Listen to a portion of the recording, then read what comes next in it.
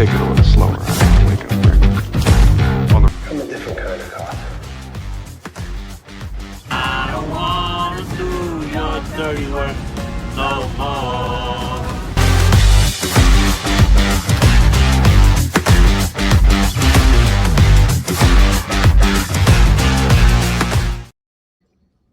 Boom! Season 2 finale. Matt, 2 episodes ago, said the show was dead. We finished. We finished season 2. Great TV. Great TV. We will discuss it tonight. If these two agree with me with great TV. The best part about this show is we get here and we discuss TV. We all met one night and said, you know what? We want to talk about television because we always talk about movies in this community. We never talk about TV. And then this partnership was formed. It was bigger. It was Mike, Nazario, Matt, Mark, myself. Us three have been consistently through it. And the best part about this is it's these two get to rewatch television and I get to experience TV for the first time. And they get that first time reaction through me. But again, I will say the quality of this season, the 2 shows that we hit were really strong, but like Oz really brought us down. I feel like we've hit a real good groove with these 3 shows, and I'm enjoying myself. Like, there were times I'm like, can I just fake it through Oz and possibly just let Matt talk? And I'll be like, sure, yeah, that happened. I don't care. But not this one. Mark, how are you? How was your viewing experience this week? Yeah, no, it was good. Very good week of TV, as you pointed out. Also very interesting. It feels like a very interesting week. It feels like a lot of stuff is going on this week. It felt like it's everybody's birthday this week.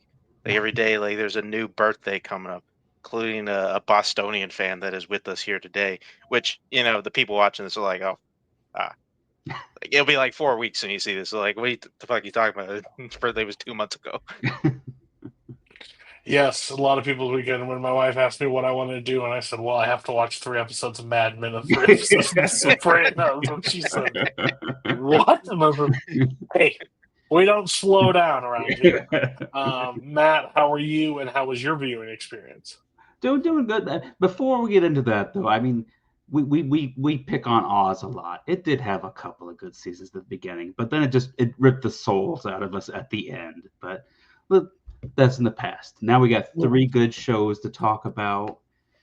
I think the quality of Shield, Mad Men, and Sopranos. Again, I've only seen 2 seasons, so can't really say a lot because it could go downhill. We got seasons to go, so but they seem closer in quality. Yeah. Than Breaking Bad and Wire were ever close to Oz. To be fair, we put Oz up against like 2 of the greatest shows of all time. That's what we said. We should have done like Sopranos this season, The Wire another season, Breaking Bad another season. We should have spaced it. We didn't. We just said, why not? That's okay. Sure. We don't know how long we're going to be here. And to tell you the truth, Oz was the automatic lock for the first season. The Oz other ones were create this show. The other ones were question marks. So Oz is the reason why we do the show to this day. No, but you're not wrong. It's basically I think it's the movie Grown Ups. I think it's the 2 girls in the bikini and then the girl at the end in the one piece and the hat, and that's Breaking Bad and The Wire and standing next to Oz. Wow, it just never worked. And again, all those women would probably be on Mad Men at some point because only the hottest women can be on Mad Men ever. I'm not objectifying. I'm just vigilant. I can see. But what we're gonna do, like we've always done. We have 9 episodes tonight. We will talk about them. Then we will rank the seasons against them, and then we'll be back the following week or in 2 weeks when you watch it or whatever. We'll be on season 3. So Matt, I think it's up to you. You're going to take us through the Shield and what happens. Yeah, let's go over to the barn and see what's going on with Vic and all his friends. So we're going to start off the season 2, episode 11, Inferno, which starts off with Danny and Julian in a car chase, which quickly evolves into a foot chase, in which Julian is able to catch both the perps. Go, Julian. Ronnie is ready to come back to work. He got his face somewhat fixed up a little bit. I do like the line band-aids that go on. Like he looks like he's about to do a rap video. The sucky part about that is that this poor actor, for however much longer he's on the show, he's got to be on makeup every day, putting that little scar on his face. But yeah, so he's back. He's ready to get back on the money train heist, and he's even come up with a new plan for using a garbage truck. So Lem and Ronnie get assigned to try to figure out how to get a garbage truck for them to use on the money heist. Meanwhile, Aceveda is getting a little anxious as the election's getting closer. And Vic tells him, well, you know what you really need is just a high-profile bust that'll really goose up the numbers a little bit right before the election. And Vic has the perfect guy in mind, a guy named Dante Fell, a gang leader. Then we have a private detective notifies Vic that his wife was seen outside a divorce lawyer's office. So he kind of gives him a little bit of a head up that maybe Vic should file for divorce first. It might help him get a better custody agreement. Then we have the auditor, Lainey, talking to Tavon, and she asks him to kind of keep his eye on Vic and maybe report back to her. And then while all this is going on, our friend Tomas is out on parole. He comes to the barn to see Julian, who kind of brushes him off.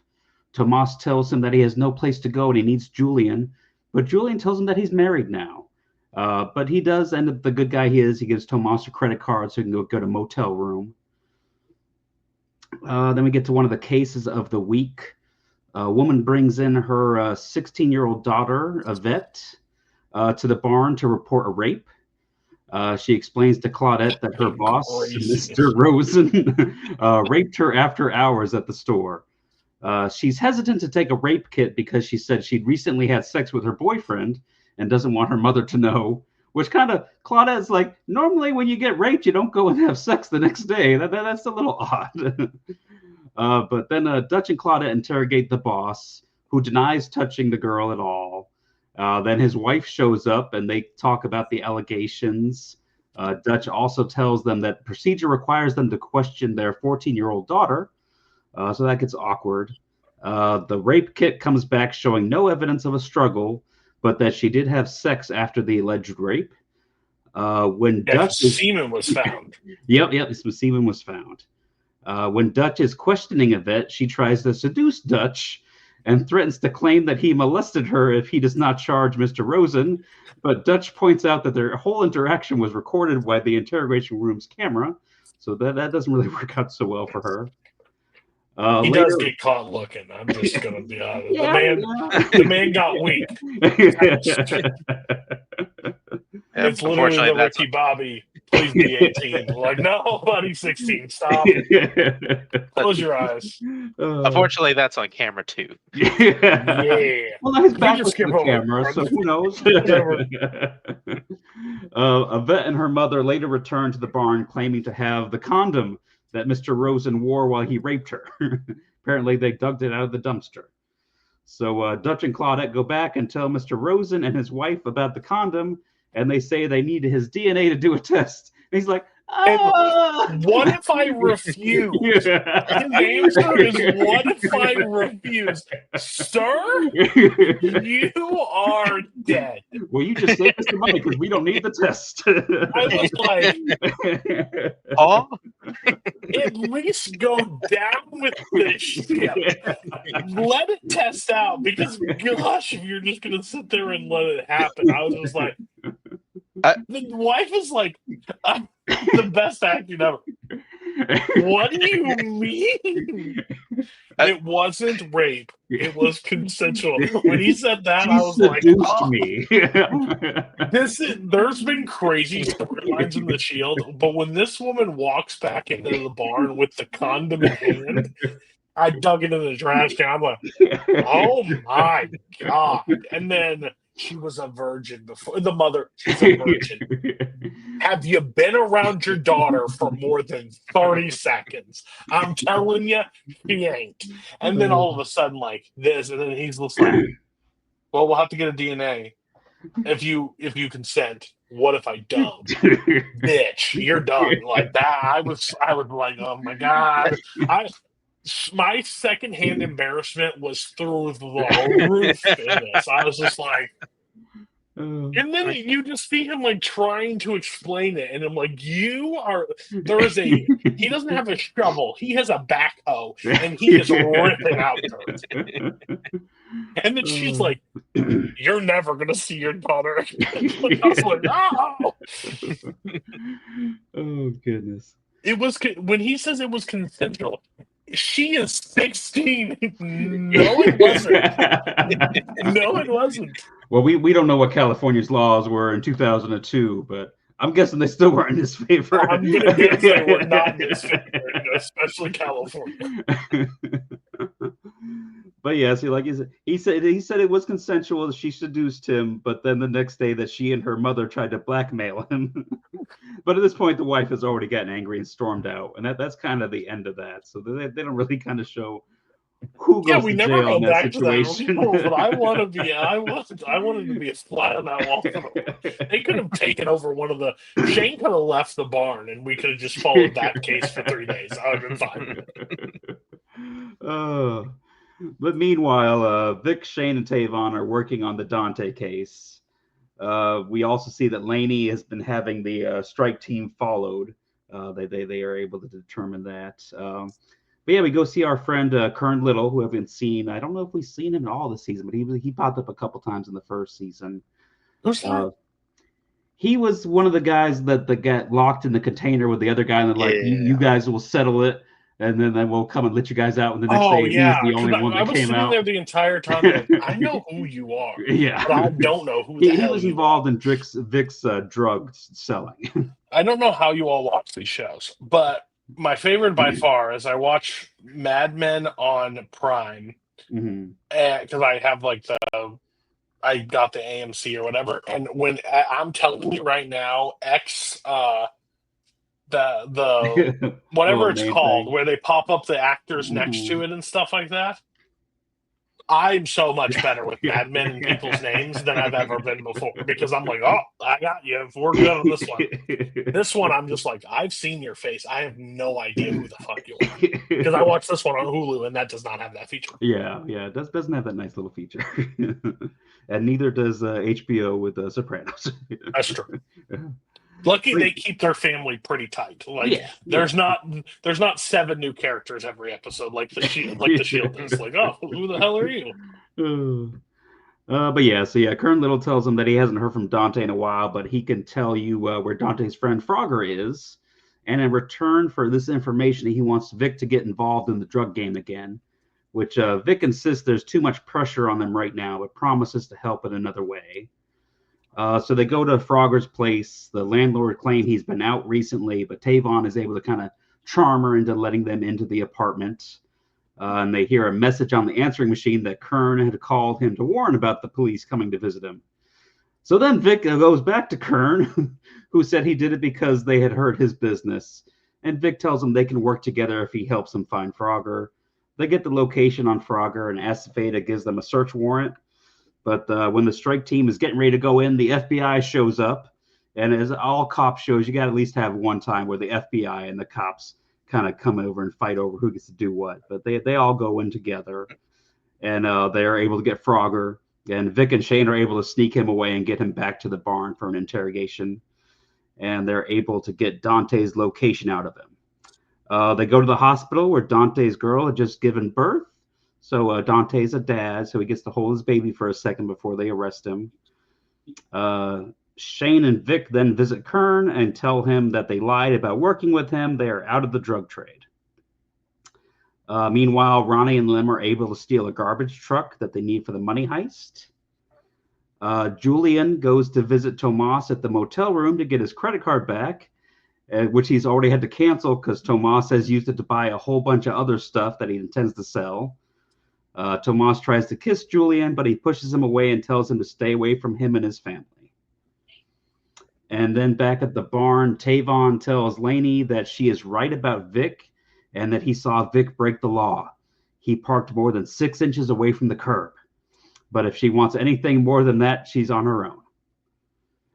So pretty much Lainey packs up her stuff and leaves the barn. On her way out, she tells Claudette that she recommended her for the captain job, which Claudette expresses confidence that the report will do nothing will change. And then Lainey points out, maybe with someone like you in charge, things would change. But Claudette says she is not interested in the job. Corinne pounds on Vic's motel room door, having been served with divorce papers. She tells him it was a mistake, that a friend of hers coerced her to go see a lawyer, and that there was a second meeting where she was just trying to get her deposit back.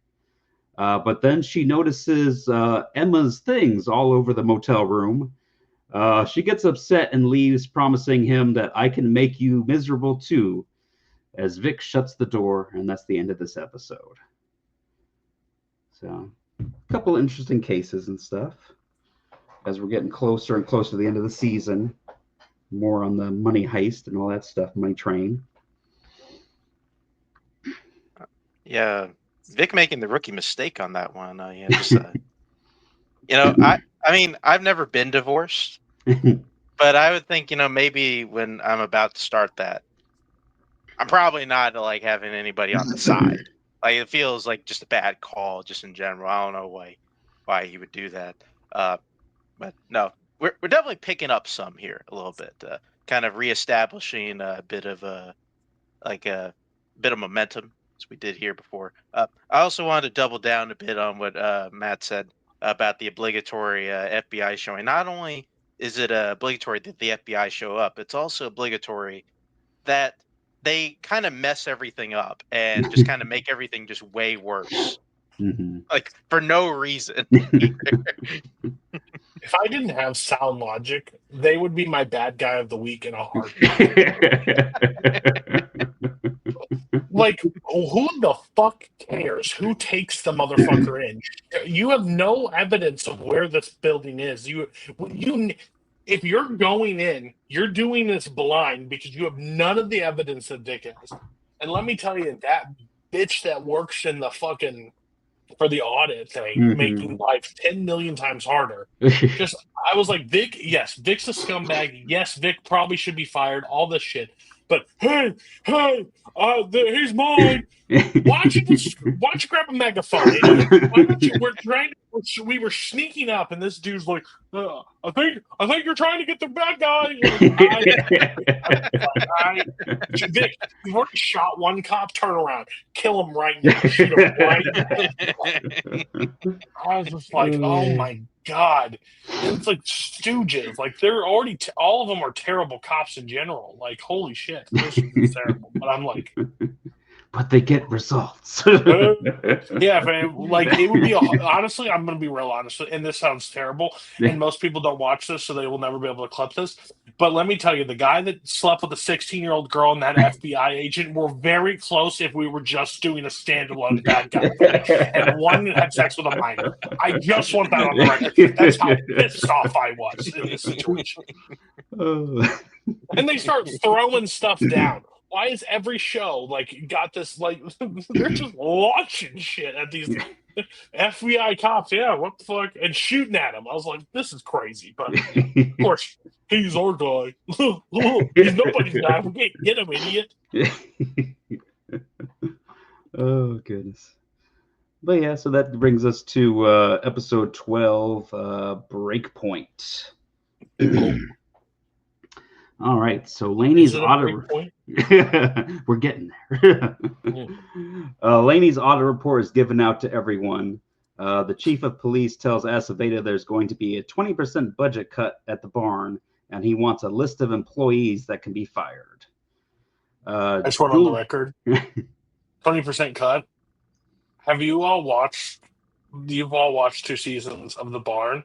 There's a lot of fucking people that have not uttered one word walking around that barn. I found 20% very quickly. I mean, it's actually Just- going to be a good thing because they only have one working bathroom, so I think that's going to help That's out what a I'm whole lot. like. They are literally, and like Aceveda literally counts as one of them because he's got it. He either gets elected or fired, regardless. He resigned. The rest of them, there's a lot of just bodies. Get rid of those. Yeah, Not the because speaking spoiler, ones. like the people that he ends up firing are like he brings up people like I have never seen that person before in this whole The 2 people seasons that of the speak show. in the barn are Julian and who's the female cop? Julian and Danny. Yep, those Julian are and the Danny. plainclothes we know. The Strike Force, which is 5 uniform. people. Yep. Aceveda, Dutch, and Claudette. Claudette. Yep. And now the last 2 episodes, or these last 2 episodes, is the gay hating 2 guys that just randomly decide to have dialogue, these scripts. But the rest of them say nothing. The barn is literally like 10 people max. Yeah. It was wild when I was like, pick your 20%. But then you got to take it down to 8 people. Got them easily. Shane can go. Shane definitely got to go. Go ahead. Sorry, I just wanted to rant. So yeah, Julian and his counselor meet up with Tomas and tell him that he needs to stop all contact with Julian. To which Thomas responds by punching the guy in the face and running away. I have something to say. I'll let you get to the point. Lem and Ronnie find out the money train shipment date has moved up from the 2 weeks that they thought they had to 2 days. So Vic is worried and tells them it doesn't feel right and they're going to have to cancel their plans to rob it. Dutch and Claudette respond to the case of a missing teenager, Jeffrey Cole. His father, William, blames himself for the disappearance. They interview a store owner who reports that he saw Jeffrey getting into a car. Dutch relays Jeffrey's profile to Aceveda, believing his abduction is the result of a pedophile who is responsible for recent murders of 2 boys.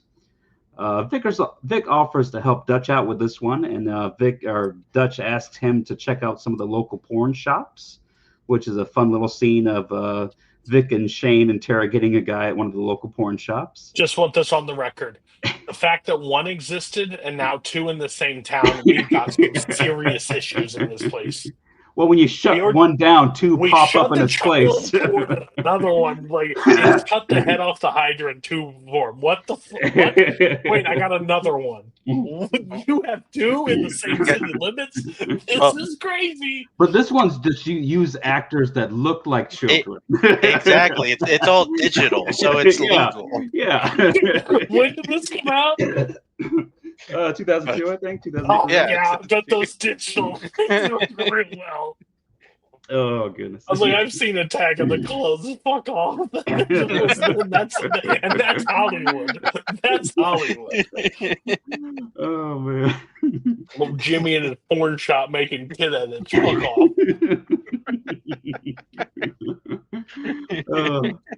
The chief of police introduced himself to Claudette and notes that Lainey's recommendation that she be made captain, which once again she rejects the position. Vic asks Tavon to get some more information on Jeffrey from his friends, and Lem carelessly mentions the money train in front of him, but Vic is able to play it off as part of Jeffrey's case. I do like the one where he's like sitting there and they're like, as it got to the point where the inspector comes in and goes, "Do you have anything on Vic or whatever?" And he's like, "Yeah, I noticed something. He did a blah blah blah, parking 6 inches away from the curb. If you need anything other than that, you're on your own.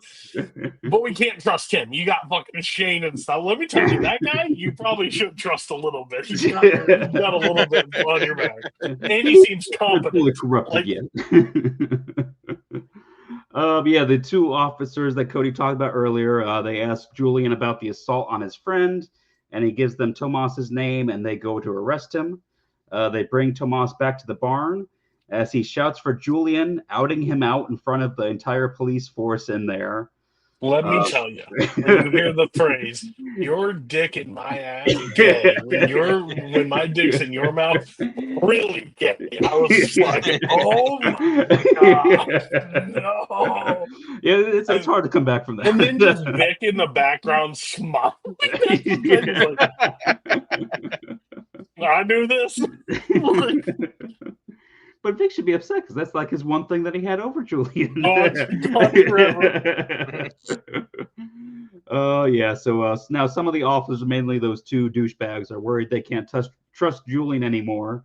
They end up putting up a poster up with him doing some gay shaming and all that stuff. Aceveda rips it down and tells everyone they need to act like adults. Danny notices that Julian is upset, and he explains that someone called his house and told his stepson that he's gay. We cut over. Vic's lawyer informs Vic that Corinne has frozen and emptied their bank accounts. And Vic explains that she found out he was sleeping with another woman.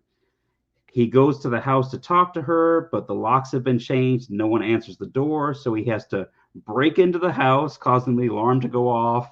All sorts of chaos. One of the kids gets burned in the bathtub, and Matthew's just over in the corner, just like pounding his head on the wall and stuff. Yeah, so it's not a great Vic moment. Aceveda informs Dutch and Claudette that another teenager, Lydell Crotch, was abducted from the same neighborhood. Dutch wonders if maybe the predator kidnaps in pairs, meaning that Jeffrey could still be alive. Aceveda asks Claudette if the chief offered her his job, and she tells him that she isn't interested. Aceveda wants the strike team to follow up on a lead about the abduction case. So the strike team goes out and they bring in a suspect named Adam. Dutch and Claudette question him, but he doesn't say anything. The second abducted teen, Lydell, is found dead. Vic suggests that they release Adam and that the strike team will follow him in hopes that he will lead them to Jeffrey.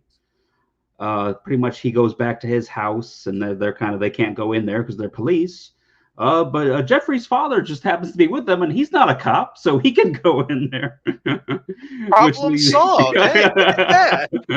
And Vic played that up real good. It's like, I'm a cop. I can't go in there. Can't go in there.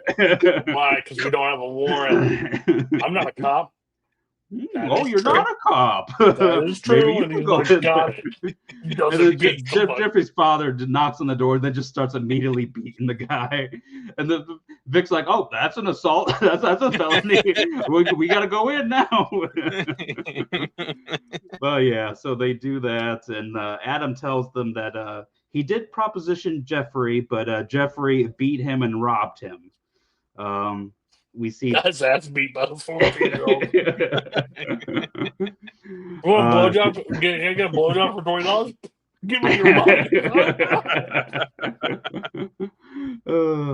But yeah, Tavon's been doing some digging into Jeffrey, and he's finding out that he's been committing all sorts of crimes. And now they're starting to think that maybe Jeffrey killed Lydell. Vic talks with one of Jeffrey's racist friends, Kyle, who says that Lydell was bullying Jeffrey and explains that he and Jeffrey often take advantage of pedophiles to rob them, since it's not like they can call the police. When Vic sound business model. Yeah. When Vic shows Kyle that Jeffrey's father is black, he immediately gives up Jeffrey's location. You didn't know that, did you? He's here. Okay. So the strike team surrounds the house where Jeffrey is staying, but he does get the jump on them and shoots Shane, who was unfortunately wearing a bulletproof vest. Damn it. But still hilarious that he takes the one that got shot. So of course he did. So Lem has no choice but to shoot and kill the child. Vic tells Shane that they are still robbing the money train. It's back on. He's tired of everything. He's like, we need to do this. Claudette tells the police chief that if he offered her the captain job, she would take it. She's getting tired of all the corruption and stuff, and if that's her only way to be able to stop it, so be it. Aceveda gives the chief a list of 5 names to fire, the 4 members of the strike team, and his own name. Then we end the episode with Vic getting arrested because Corinne filed a complaint against him for breaking into her house. Shane throws a coat over the handcuffs so that the other officers won't notice Vic being taken away. And that is the end of Breakpoint.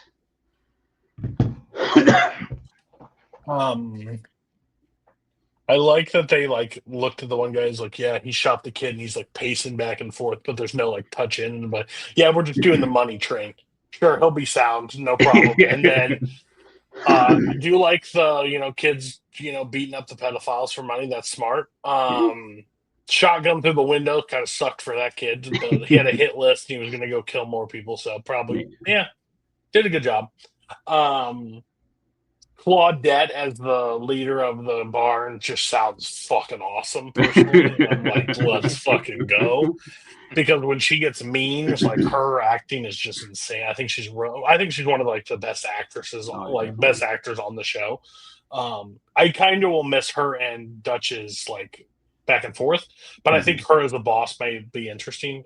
There's a moment in the next episode that I'm just like, fuck yeah, like because with her and Vic. But yeah, I think the episode's great. I think it's building to something. I think the money train's a little weak, if you want my honest opinion. And I think that is. I think it proves it in the next episode. It's pretty weak, but I think it's because of what I think the pivot they had to make in the show is the reason why it's weak, and that's just you had to do what you had to do at that point. You still paid it off. It's still good TV. Yeah, but I think the build up to the finale with what's his name? Armadillo Would have been way better. Yeah, because Armadillo got fleshed out real fast, and I think that would have been really interesting for me. But yeah, overall, I think it was a great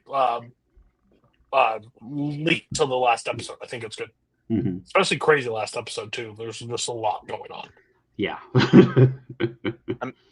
I mean, yeah, like honestly, looking at the Money Train storyline, this is clearly meant to be like it's meant to be like the sweetener for like the actual big thing that happens in your finale. Like this is just like the other cool thing that's going on, which that would have been kind of neat. Like watching that if like they were also dealing with like the climax of like this Armadillo thing, while also trying to execute like the Money Train heist. Like would have been a cool way to do that. We didn't get it, but it is what it is. Yeah, but we still got like this like I don't know like racist Batman story of like trying to hunt down pedophiles and such. That is what it is. Also, 2000s crazy time just in the cable television. Getting away with dropping hard R's. Like, it was not expecting that. Yeah, like I was just like. Well, we could do that. Did he say what he said? Is he allowed to say this is 10 o'clock on FX. Anything goes. Let me tell you, it was like 3 in a succession. I was just like, I don't think either one of you were supposed to say that. I was like, 2002, fuck it. My Michael Chikliston one that's out there. But yeah, so that all brings us to episode 13, the season finale, Dominoes Falling. Oops, I clicked the thing.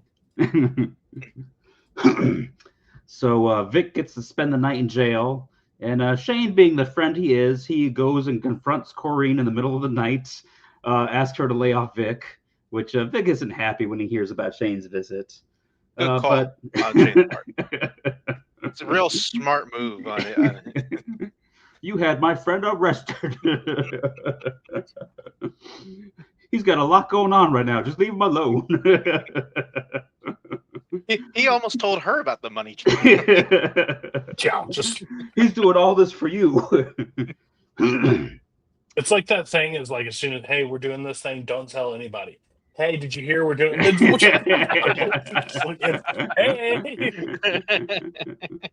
you guys.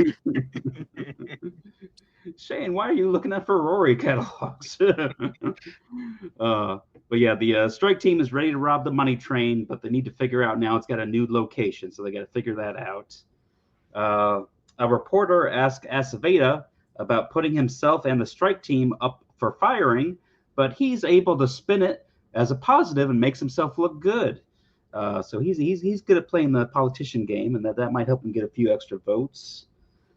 Meanwhile, the chief tells Vic that Aceveda will be gone after the election, but the strike team needs to be able to play it straight and keep up their results. Vic confronts Aceveda, but he ignores him and tells him that the strike team is benched for the day, But Vic is like, you're a lame duck, and he just ignores him too. So You don't know about it, bitch. Like, you're gone. Aceveda informs Claudette that her ex-husband was murdered. He gives the case to Dutch. Claudette's daughter Bonnie witnessed the shooting. Meanwhile, Shane and Lem are following the Armenians, one of the Armenians, to try to figure out the new money train location. And as they are following, they witness the Armenian guy gets rear-ended by the guy behind him. So he gets out. They have a little argument. I love the it. most Shane thing ever. the one guy though, he's like, it's not a big deal, man. He's like, not a big deal. Your car's a piece of shit. It's always the guy with a piece of shit car that thinks it's no big deal. It's a big deal. Like, yeah. And then he goes, Shane, he goes to the Shane and You saw, Lem, and he's like, you saw, you right? guys saw, you'll be my witness. It's like, yeah, he gives the information, and Shane, of course, gives them his name is Cletus Van Dam. Cletus Van Dam. Yeah. I'll call you. But that's how they get the guy's phone numbers. That'll come in handy later. Vic offers to help Dutch with the case of Claudette's ex-husband. Dutch explains that Bonnie witnessed a black man approach them, say something she could not make out, and then kill her father.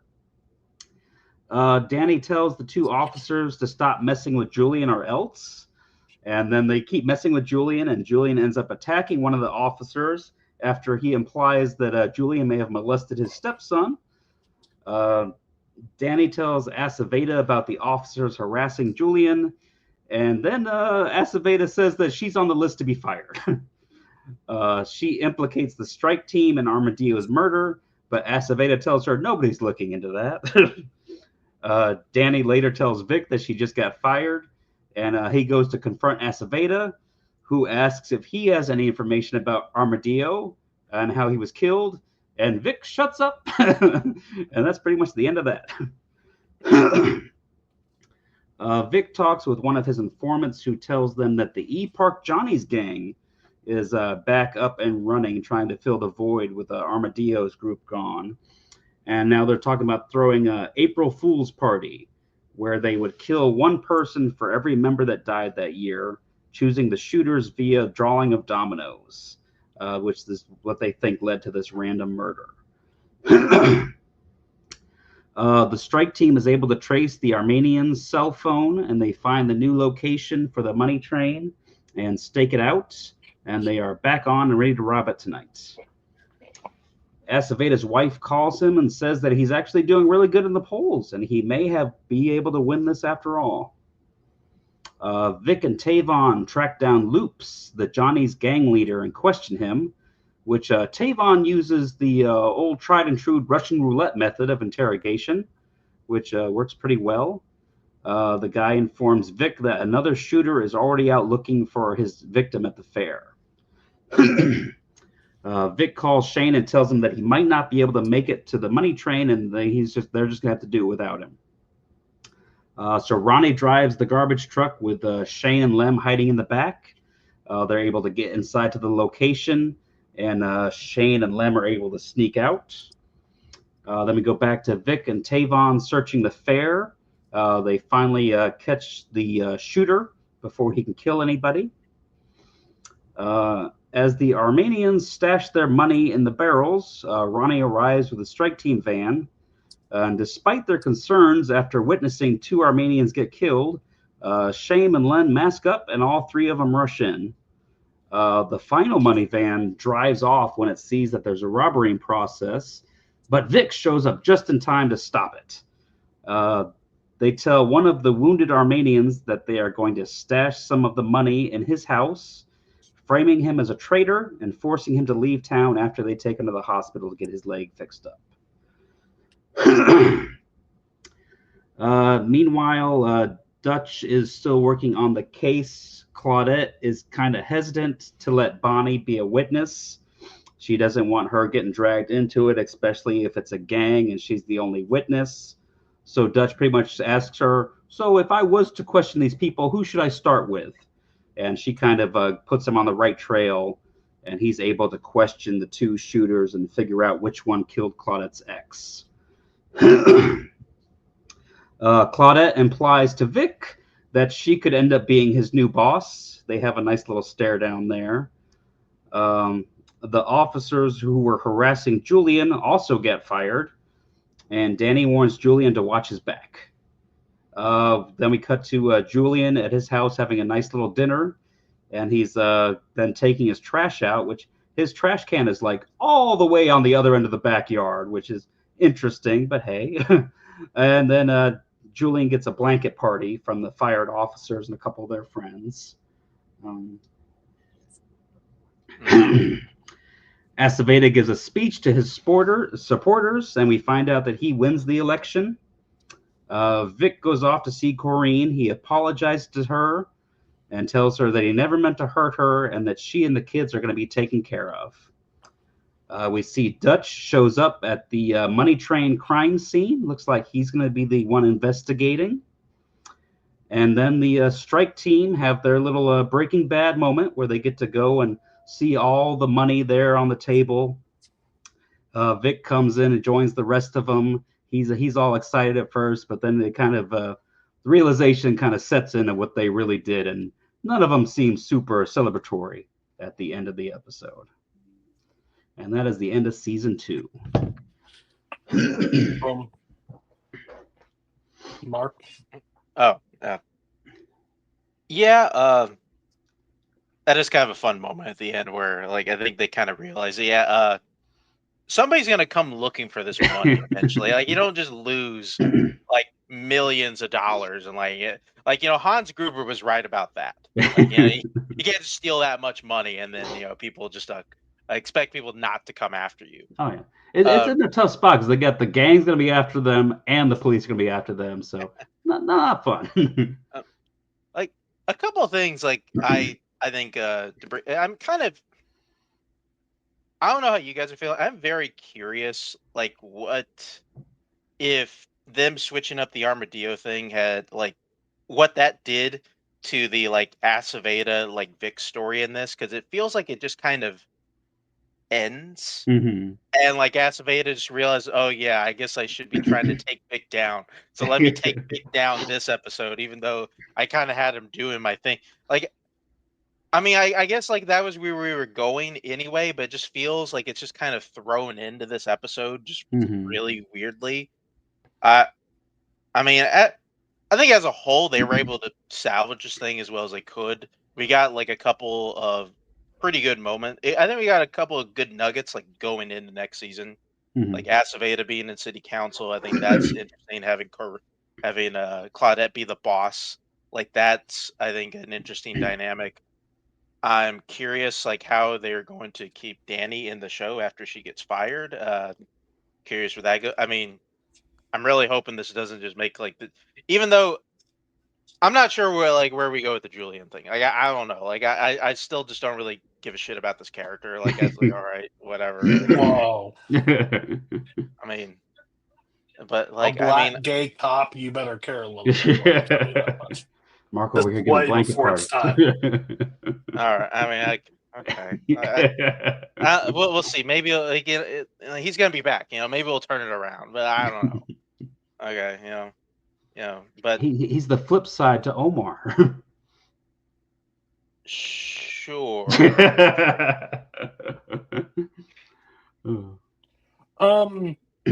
Yeah. So I'm curious of how season 3 is going to go. It's kind of like watching like a series, like movie reference. But when I watched Multiverse of Madness, I think it was, or I think it might have been Quantum Mania, one of the two, or maybe both. I sat there at the end of it and I was like, the movie is what it is, but what I'm worried about is where they go next and what is going to happen. Like, this could be a classic. Again, I'm not the TV guy, so this is your guys' department, not mine. But this is a classic. Like, I could see some of the stuff just never being addressed. Like, I'm not saying it was going to, but like, that's my fear, right? Because what does Vic have to do now because he's got so much money? where's the intrigue of him being a part of the gang? I know probably next season we're gonna live to like the clean life, like trying to balance the demons inside. So that's what I'm curious about. I agree with Mark. I think the Aceveda's the police chief, right? Armadillo's the bad guy. Yeah. Aceveda and him were like working side by side for like 7, 8 episodes, Hmm. hiding shit and blah blah blah. Then he gets stabbed in the cage, and then all of a sudden they're like, "Fuck you, Vic. You're a piece of shit. I need you out." I'm like, "What are you talking about? Like you were doing like fucking shady shit with them." Claudette even found out about it. She was fucking furious. But it was like we have a bad guy for Vic to challenge this season. Fuck, he's gonna go do Ricky Ricardo somewhere. Oh fuck, activate a Vic back on, and now it felt like the story was just. It felt like everything fizzled out. The money train thing should have been way more interesting and way more like intriguing, but it was almost like again, it was just an attachment. Yeah. I think the dominoes falling thing is one of the most interesting things, and I just don't know how you do that as a one-off crime bust. It just Hmm. seemed weird. Like that seemed like a whole season investigating, like they're hunting down random people, Dutch and stuff like that. Like I think that's interesting. I don't know. It felt like I liked the season a lot. The season overall, the season is a fucking mess. I will have to just tell you what it is. It Yeah. ranks below season 1 before we get to it, from my personal views. But I was still intrigued the entire way. It was almost my expectations that I wanted more, and I didn't get what I wanted out of it. So that's where I was disappointed versus it's a bad season. Mhm. It's just they had to work on the fly, and you could feel like it. It just didn't live up to the expectations I wanted, personally. I see that. But I think it was a good episode. I think it was a good season. I just wish honestly, I think Domino's Falling is such an interesting. The secondary crimes this season were miles better than season 1. Yeah. I was so more intrigued to the side stories too this time, where I was still intrigued with Vic, but I'm like, oh shit, that's interesting. That's interesting. Like they had so many more. I think the weird one, and I don't get it. I just don't. Is the Claudette ex-husband killing tact? It was like, and let me tell you, Claudette doesn't show emotions anyways. She still didn't show any fucking emotions whatsoever. She did not give Those a are fuck. ex-husbands. No, and like even for her daughter, she's like, Yeah. don't say any. Like, what are we doing? Like, that's weird. I don't know. It just felt very tacked on, very weird, but not in a bad way. I enjoyed the overall season. I think it did a really good job of setting up anticipation for the next season more so than closing up this season. Yeah, because we still have the divorce on the table. We have Vic getting a bunch of money, Aceveda's new job, Claudette being the leader of the barn, Dutch investigating the money train and stuff. So so there's definitely some stuff. So yeah, and you've already told me. Hopefully, the good stuff's coming. Good stuff's coming. So I'm hoping. This could be like Mark saying, good shit's coming. Omar dies. I mean, I will say, like, we are getting to the point now where Matt is the only one that knows stuff, because, like, this is kind of the point. Mark is already tapped out. Yeah, so we're in the same boat. Yeah, like I don't. Like I know how it ends. I just don't know anything in the middle. Like everything else. Dude, we're either gonna be so happy with Matt or fucking furious with Matt. I can't wait. You guys have been cursing my name like we were cursing Mike's name last season. Let's get to one of the most baller moments in TV history. This is up there with the garage door shutting for me, where my jaw was on the floor during this. My wife was like, "What are you watching?" I was like, "1960s fucking advertising," and I am fucking hooked. So let's go to the Mad Men. All right. All right then. Start out. We're going to the end of Mad Men season 2, episode 11. The Jet Set. We start out by we see Roger and Jane together.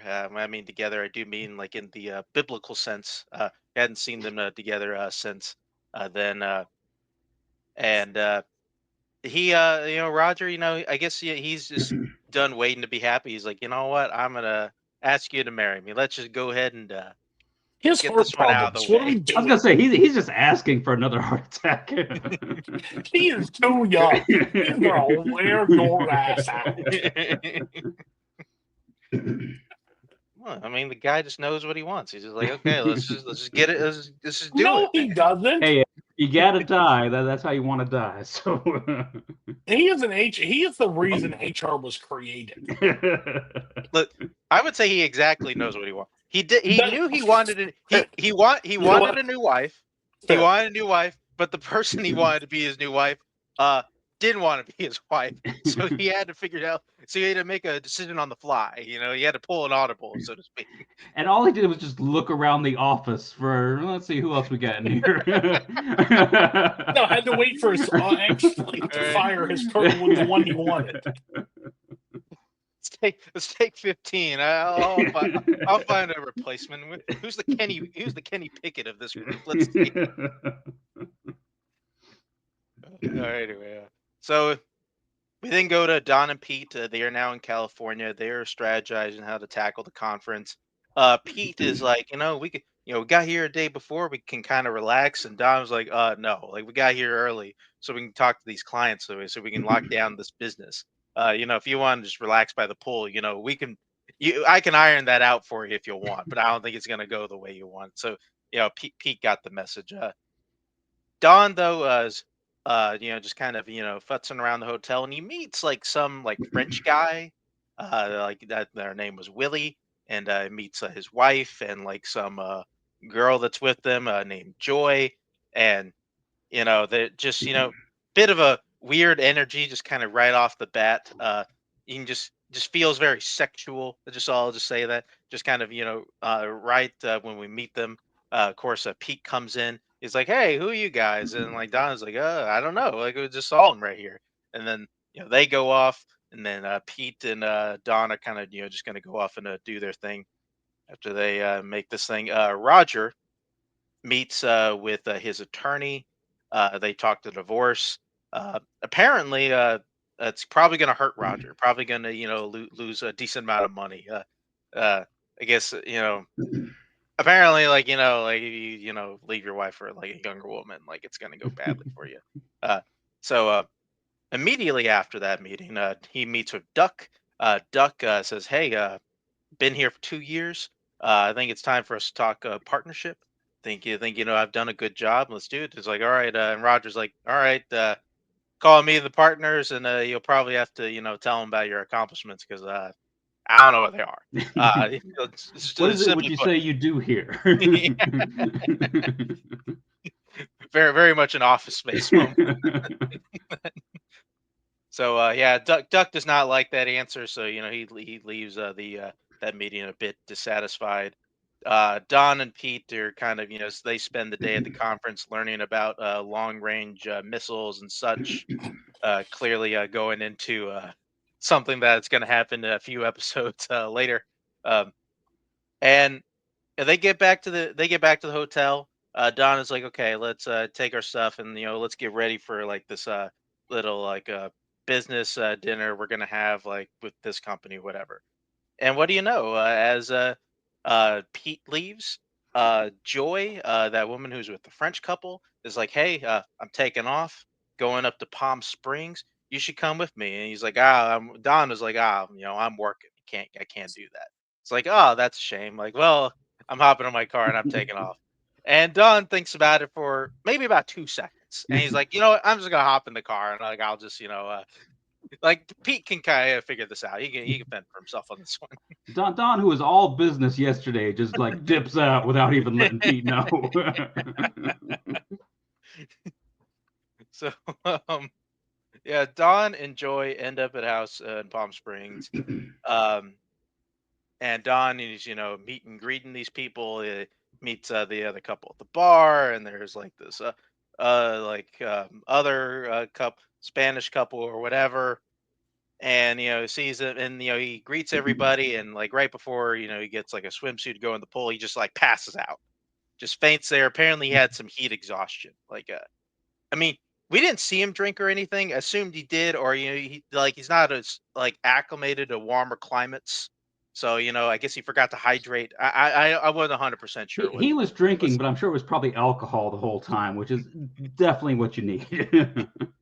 Yeah, but he does feel better. He does like have a dinner with these people, and they're talking about what Europeans talk about. A bunch of like weird stuff. And what do you know? Like Don does what he does best. He spends the night with this young woman, but he does exercise one thing that was not exercised before. He did an age check here, which good on you, Don. He's doing the bare minimum here. If he was in the Shield, he would be not. Uh, Earlier in the episode, Peggy, I guess trying to like kind of flirt with Kurt. It's kind of want like maybe seeing kind of hint that she wants him to take her out. Kurt's like, well, you know what? Why don't we just go see Bob Dylan, uh, together? And you know what? He reminds her about the date, and the office is getting a good laugh out about it. It's like, oh, like these guys are going on a date, and like Kurt's like, what's so funny, guys? Like I'm gay, right? Like throwing it out there, like he had been like projecting this the whole time, which is like kind of crazy. Well, I mean, Which we'll get to that later. We'll get to that later. Like I was drinking at the time, and when what's the guy with the blonde, like the blonde hair was like, what? I died. I was like, I'm a homosexual. I sleep with the men. I sex with men. What? That's like, I lost it. I was like, oh, you get poor so Sal funny. over there just trying to like stay as quiet as possible. What? What? Well, I didn't know that. It's just so funny. And that one guy's like, this my time to know. This isn't playing out so well for him. Maybe I'll just stay quiet. We'll shut that door a little bit longer. Yeah, Peggy is also making her coffee in the corner, going, "Man, the fuck, man! Like I can't have anyone here." First it's Pete, now this cake. Fucking Peggy, I tell you. And a priest, I tell you. I mean, she literally says it. She says it in this episode. I can't fucking take shit.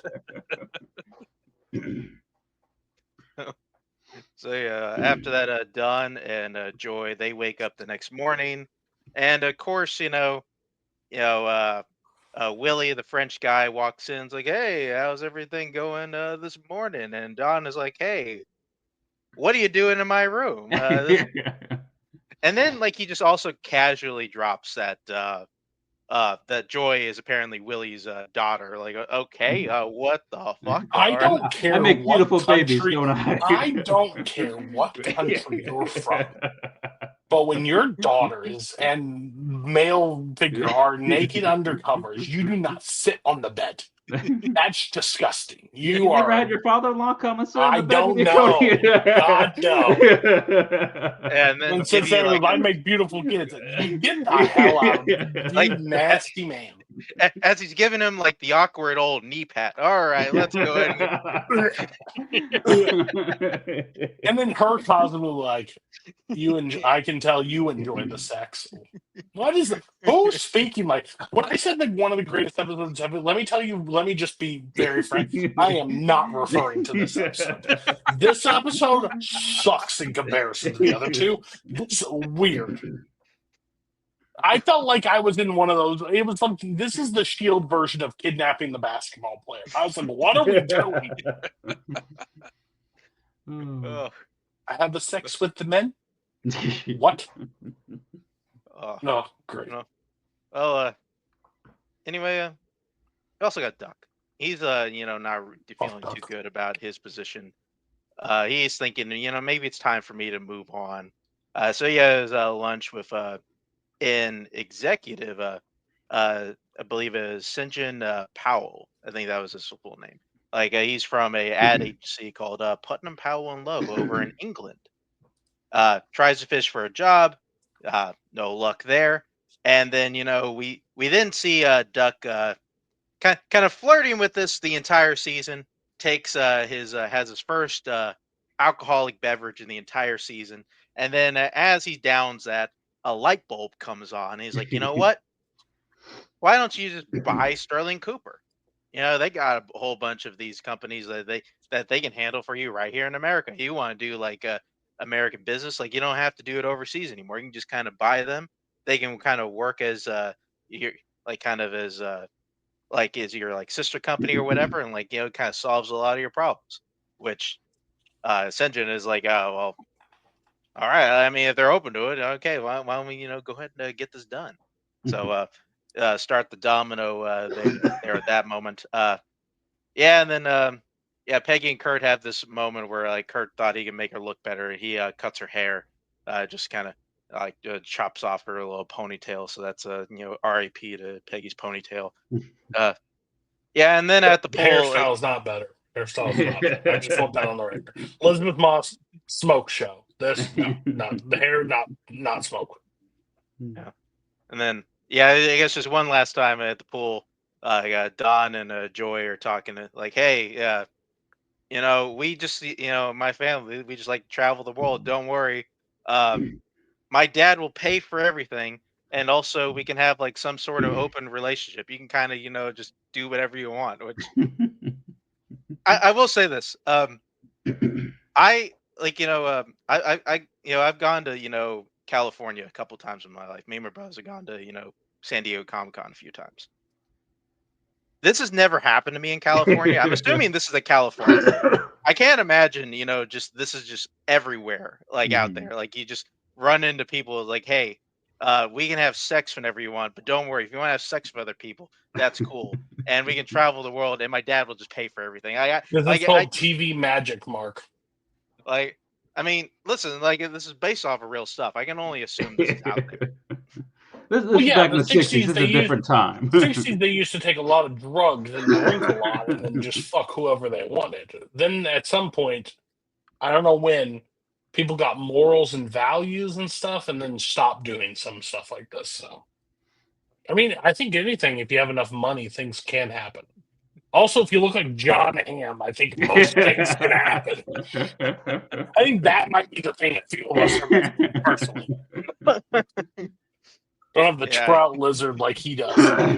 Whatever. Yeah, that's a solid point. Anyway, Pete does return to the office without Don. He is wondering if Don showed up, and of course, Don is not there. Duck goes to Roger and Bird about PPL possibly buying the company, and yeah, they seem weirdly open to it. Okay, I guess they're gonna just back up a truckload of money into our front yard. Like, who are we to say no? I guess. Don does wake up the next morning.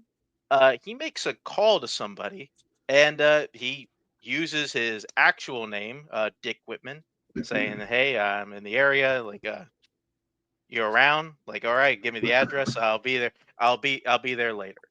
We end seeing his suitcase being brought to his house, and yeah, we're not sure when the hell Don is coming back. So that does end the jet set.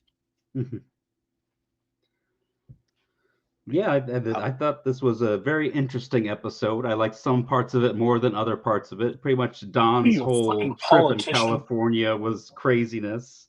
I liked pretty much those British people know that Duck has a drinking problem, and they're pretty much daring him to drink those drinks. But I think that had there not been a clearer bad guy of the week later on, I think homophobia would be bad guy of the week, because between The Shield and this show, it was definitely a big theme. Yeah, we were battling. Definitely couldn't watch this episode during Pride Month. But I will say, this episode sucked. In lack of a better term, I did not. This is probably one of my least favorite Mad Men episodes. I even almost wanted to restart it because I was like, "What the fuck am I like watching?" Like, I knew as soon as we boarded that plane and we went to California, I was like, "This is going to be one of those fucking weird episodes that we just make no sense." And we made a bunch of nomads that literally just fuck around. I'm just like, "Why are we on this?" Again, Best laugh I've had in a really time. I had sex with a man. What? That what will be burned into my brain. But overall, just uh, and it's really bad when you compare it to the next two episodes because it's just like not even close. Like this, let me tell you, you need a filler episode. This is what you had to do. Give me a filler, I guess. Yeah, not a huge fan. Yeah, I mean, slight defense on this one. I don't know. Especially after going I'm back on this one, shocked. I, I'm I like shocked. listen. I will be here for kind of the bottle episode of Dawn's sexcapades. I mean, like this is like a Yeah, because you give zero shits about Betty. You hate Betty, and you're okay with her being cheated on as much as See, possible. that's the thing. Betty wasn't in this episode at all, so I think that's where Cody's a little sour on it. Could be. I mean, I didn't think about that. That's a good point. Yeah, you never think about her ever. You were Dawn. Oh, Oh, she's a female in Mad Men. Fuck her. Get rid of her. Who cares? She's just there for breeding. This is about Pete's redemption arc. I mean, we'll get there. There it is. You're talking about great moments with me. I think Pete has a real wall of her own. Oh, yeah. I hate those people on the down 14 floors that got hit with a chicken in the next episode. Crazy bastard. Oh, yeah, well, let's move on. I'll go into episode 12, The Mountain King. Yeah, we start out, Betty catches Sally smoking in the bathroom, and I don't remember this punishment of getting locked in the closet. I was not aware. I don't know if that happened to me a ton. I was like, children's division is going to be too bad this is the 60s. You can get away with that. You want to stand there all day? Betty. Can't do that. She's not great with children. That's her one flaw. I mean, she's good with Gene. Nope, not good with him either. Not good at all.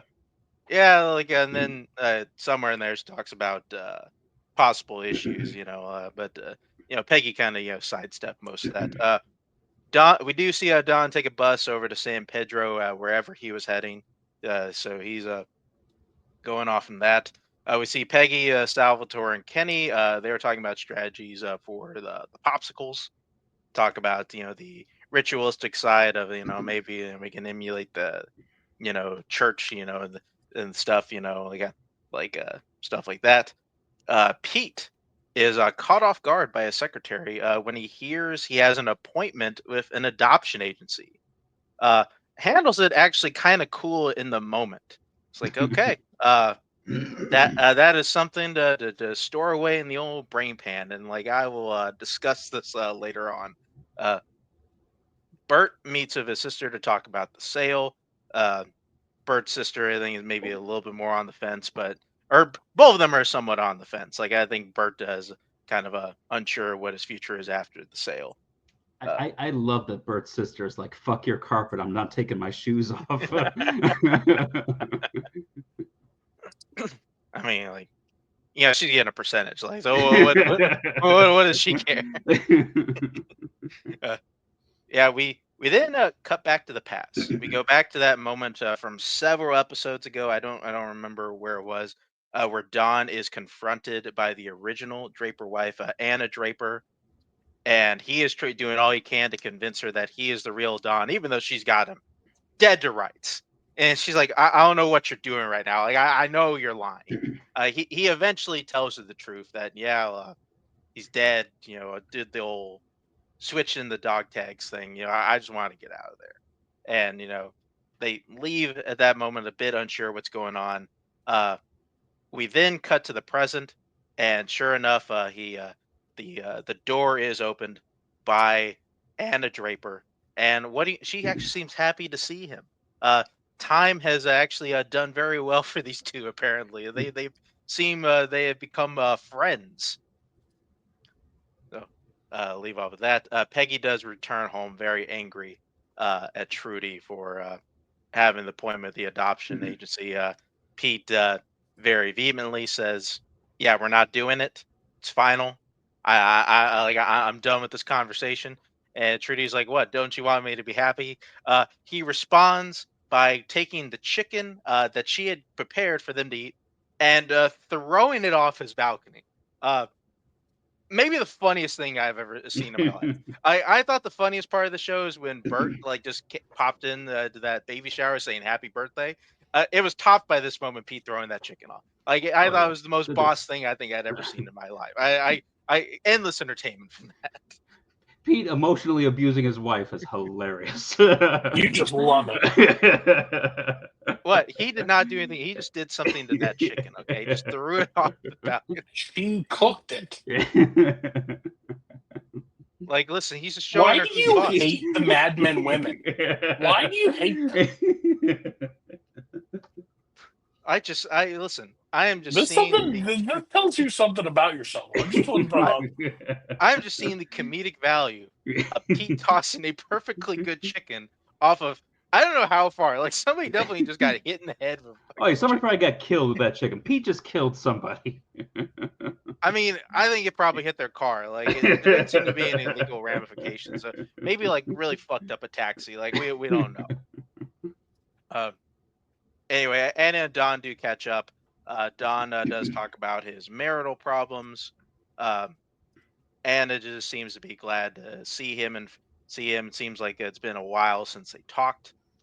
They do seem to like they've grown somewhat close, like in the years in which we've seen them kind of in that part. PPL like does apparently have made a very lucrative offer for the company. Like it does seem like it is something that they need to talk about. Partners meeting has been set. Uh, Pete then gets a call from his father-in-law. He wants to put Clearasil up for review, and Pete knows exactly what's on the line here. He says, "Hey, I don't think you're gonna get what you want. So why don't we just call it a day on this business, and we can just kind of we can just wrap this up." Uh, Clearly showing that he is not budging one bit on this adoption angle. Um, we then cut back to a scene in the past where probably like one of the last times like he had seen Anna face to face, where Don does tell her about Betty, saying, "Hey, think I'm gonna probably marry this girl. Unfortunately, we gotta get divorced." And like Anna's like, "Yeah, probably won't be seeing you as much anymore." He's like, "Oh, why not? Like we can still see." He's like, "Yeah, probably not. Probably not gonna see me as much." Uh, Turns out she was right.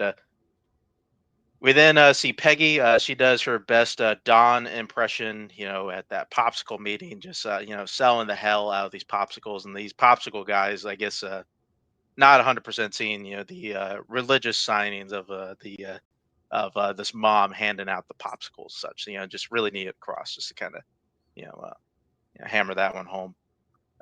Betty calls back her friend. She and her friend confesses that she slept with that bad writer guy from the stables, and yeah, Betty is kind of shitty about it. I'm not 100% sure. Like I don't know what Betty was expecting. Like setting up She these kind people. of Like manipulated that whole situation into happening. I mean, this is one of those things I've kind of mentioned before of like, we're supposed to feel bad for Betty. In a lot of situations we do, and then let's just do some like weird shit like this. I'm like, what was this, Betty? I'm not having it. I'm not having it. Uh, Peggy does demand to have an office. Says, I just signed Popsicle. I don't want to share my a room with a copy machine. Roger is like, yeah, okay. Since you asked, yeah, why don't you go ahead and take Freddie's office? Like, it's like, all right, sounds good. And at that moment, we then see Joan come into the office with her fiance. They are heading over to dinner. Right before Joan's fiance like sees Don's office, and he's like, "Hey, why don't you go ahead and make me a drink?" And then they go into the office, and maybe one of the most uncomfortable scenes like in the entire show just happens where Joan's I fiance forces himself on her. Uh, an insane scene. I Insane. had to rewind because I thought it was someone else. Oh Because no, you got it right. I looked away or did something while I was on, maybe a text or something came in, and it just shows that scene where she's just looking to the side. I was like, I thought it was her fiance. Mhm. And then I rewind. I'm like, oh my god, it is. And then isn't earlier in this episode Yeah, where where she tries to he get turns her down. and he turns her down? Yeah, couldn't So get it up for her. clearly he only likes it when it's forced. Which, God, these women are like. Call me feminist, Cody. I'm telling you, they are awful. Like I was, and then he's just standing outside and it's like, oh, you ready to go? Blah blah blah. Like, Oh, we're gonna miss nothing our just reservation. happened. Like the fuck? Where are we right now? Because that's when I had to rewind. I was like, wait, was she just getting banged outside where her fiance's standing there? Nope, that was him. I was. Oh, it's gross. It was one of the most uncomfortable scenes. Mhm. By the way, if you're in bed, never mind. Oh yeah, no. Yeah, Which this, is, this guy's already not right in the head. So. Yeah, not at all. Whiskey dick my ass. Oh, I'm tired. You can get a couple energy. I'm telling you. What are you doing? Just tag in Roger. He'll take care of it. Yeah, he's got a bad heart. So that then go on. Don meets up with some car guys. He talks cars. Does seem to be very interested about the speed as such. His Fast and Furious moment. The partners do meet, and even though Bert's sister wanted Don to be there, they do decide that his percentage stake makes his vote kind of I think inconsequential. was what, like 16% or something like that? It was 12. 12, okay. Sizable chunk. Still up to make about a little over $500,000. So Don's going to be all right. They do vote to sell the company, so that does pass about Don in the office. Kinsey has returned from his trip, and then also everybody does note that why the hell is Peggy getting this new office? Like what the fuck? I mean, all they had to do was ask. Like they didn't even really. None of these other guys asked me, so good for you. I'll see Betty buying Sally some riding boots, kind of noting that she'll probably start taking her daughter riding with her, and is also a bit frank with Sally about her marital troubles with her dad, saying he's off somewhere. I don't know where he is, and we'll see what happens. Like, which very like a bit of a in the bit of a seesaw episode we have for Betty, a bit of a redemptive part, at least for her in that bit. Anna gives Don a tarot reading, possibly hits maybe some of the issues that Don is having internally on the head. Then see Peggy and Pete discuss what happened to Don in L.A., which I gotta tell you, also peak comedy moment from Pete here. I just keep thinking about this moment where he's like, "Yeah, I almost called the cops. I can't believe where he is." And then he just took a second, like, you know what? He does change his name. I think he does this sometimes. Fuck it. Like it's fine. I'll just go home. Just leave him there. Then see Don swimming on the beach. Very ominous what Don is going to do from here on out. That does end off the Mountain King. Much better episode than the great episode. Yeah. Pizza cocksucker. Jane's listen. Do we want to put votes in right now? Do we have our bad guy of the week? Or I Mark, mean, it should be pretty unanimous. Mark, are you going to defend that action? We'll save it for later. Who knows? There might be a Sopranos guys, but yeah. Seen that. Not only good guys in that one. But overall, yeah, I think it was a great episode. I think it was better because we got back to the office. I think that's, again, stop getting once you get away from the office, I don't have as much like. I think this show works so well in the office dynamic. I love the arc of Peggy. I think that's such a bold I understand, again, it was made in 2008, right? Mm-hmm.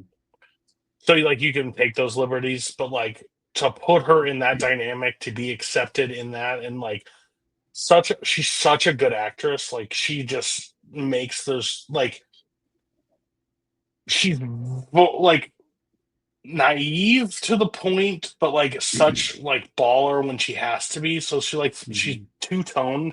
She's the most complex character and by far in the entire show. Like, and I think I guess Don would be also probably the most complex because he's living a double fucking life. But Peggy just is insane, and I can't like her name's Jane, right? Right. What Joan? Joan. Jones. Like as somebody that's never seen the show, and I've said this before, I was so bored to watch this show because I was really worried because wow, how interesting can the show be?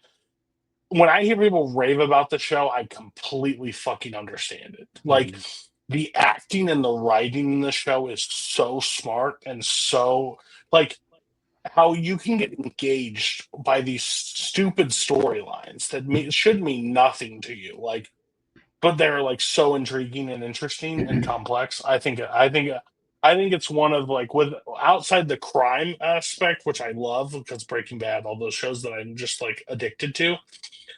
This one blew me away, and like this next episode, I think is arguably one of the best like season finale shows like all out there, and there's no big like explosion and blah. It's just straight acting, straight drama. I was hooked, and I think this is a great like setup. Get me back to the office. Get me the fuck out of California. Don can stay away for a little bit, but give me Pete being a cocksucker again. Like that's what I need. Like, yeah. No wonder he left him too. By the way, we didn't really talk about this, but Don deserting Pete is like MVP of the fucking trip. Just like deuces. I'm gonna go fuck another girl while you're like stuck in every meeting. And he hated Pete can't drive a car California. either. Because Pete in New York is probably like a 6.5 on the scale, but in California, that motherfucker's a -3. Those girls were not even looking at him. I mean, who this fucking like Sheldon looking motherfucker came out? Like, great. Yeah, great episode for me. Oh yeah. Yeah, man, I loved all the stuff that the whole stuff, the storyline about selling the company kind of came out of nowhere the last episode. But I love anything that sort of stuff going on, and then talking about and debating and voting it. And Bert's sister just swoops in here and becomes one of my favorite characters in the whole show. The line where she tells Roger, "Yeah, of course you want to sell. You have your children to think of." And he's like, "Well, I only have one child." I'm like, really? So you got two now. Yeah. Waited for the end. Waited for the end of the meeting to throw that little jab at him. I'll just say real quick. I do agree. Like, I do really like how they were slow playing like this Dawn thing. Like, I thought there was a real, even though there's no way we're gonna do it, they are kind of flirting with the fact. What if we did a show where we do all this ad stuff, and we also just kind of follow Don, just kind of wander America because like he doesn't really know what he wants to be. Would have been neat. I do want to point out something that and Cody kind of brought up before. I think something that like we had heard before, kind of going into this, because I think we talked about doing these shows, and I think it was good old Payson bringing up that they're some of the best performances you see in TV here, like with Gandolfini and John Hamm, which I was kind of thinking about that when he said it. I think arguably probably just the best performance thing throughout the show is probably Elizabeth Moss. And especially as we go forward, it's going to become like more and more clear where the show constantly changes up what they ask of her to do for the character. And she keeps delivering. She's the kind of the one, she like every season, like she's kind of asked to do something a bit different and finds a way to do it. And like, especially whenever you look at kind of where she started and who she is now, it's completely different. And like, that's just going to keep going.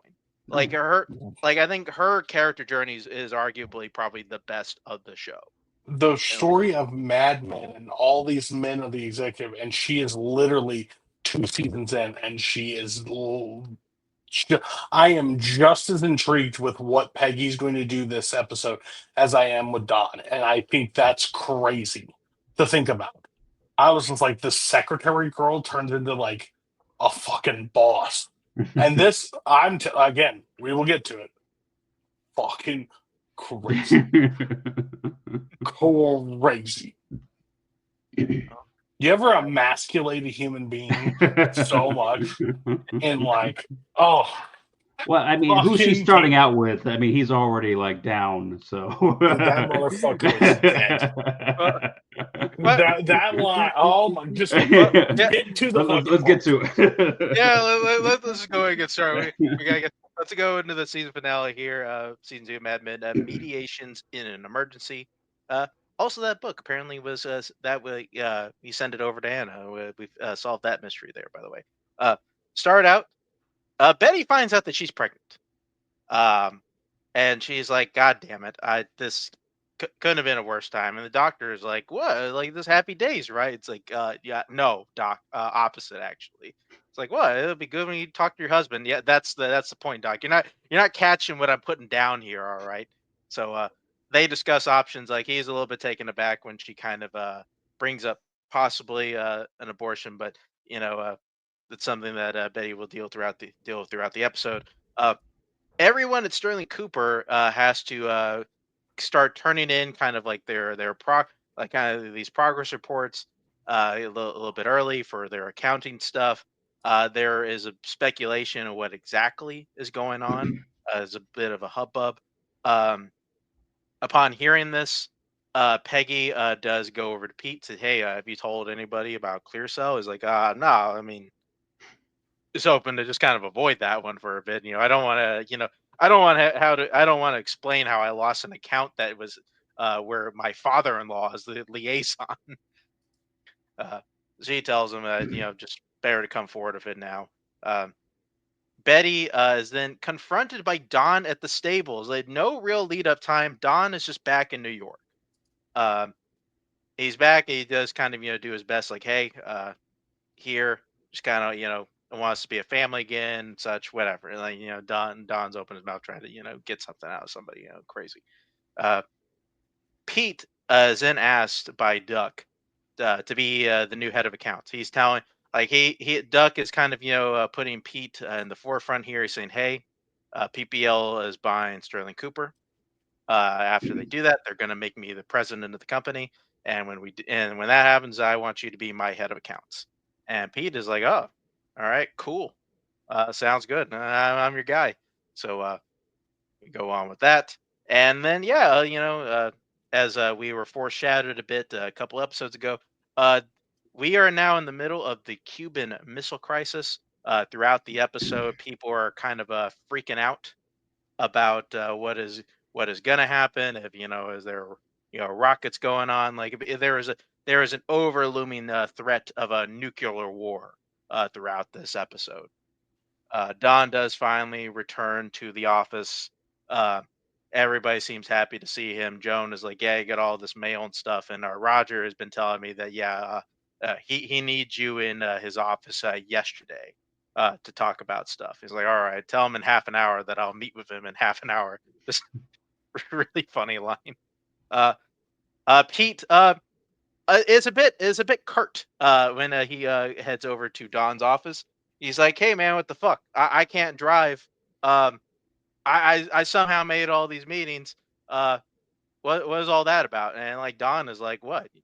You're a competent guy. You're able to handle this, right?" He's like, "Oh, like I guess you're like." Pete does get a little full of himself in that moment. I guess you're right. Like I was able to handle it. Don I played him almost like got a North American fiddle right aviation. there. Yeah, Don knew exactly what to fucking do.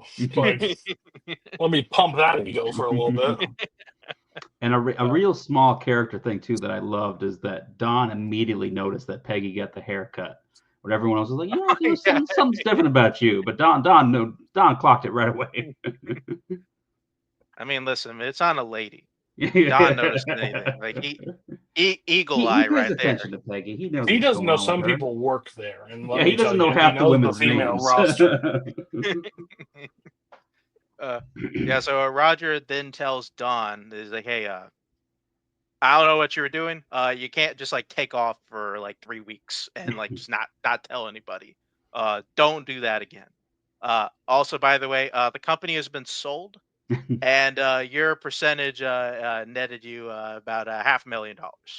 Uh, so yeah, good news, right? Like, and yeah, so I think Don was not happy to hear they sold, but it's like, hey, I got $500,000. I guess it can't be all bad, right? Betty then tells her friend that she's pregnant, and she definitely is kind of expressing her dissatisfaction to her friend. Her friend then tells her about an abortion doctor over in Albany. Uh, guess so. Betty does have her options there. Uh, we then see trio. Now the foursome here: Harry, Kinsey, Sal, and Kenny. They were trying to get news about like what's happening in Cuba. Uh, they are now hearing that they need full accounting reports. They are now kind of worried. They don't know if there's a new office opening up or what's going down. They eventually go to one of the operators working at the office. They're like, "Hey, can you tell us what's going on?" She's like, "Yeah, apparently they just sold the company to PPL. It's a done deal. It's already happening. Uh, they are going to come by at the end of the week to finalize the details." So then everybody in there, yeah, they are starting to freak out a bit. So they don't know like if they're going to be fired, they're still have jobs, you know, a little bit bit wide eyed at the moment. Uh, Don is then finally able to spend some time with his kids.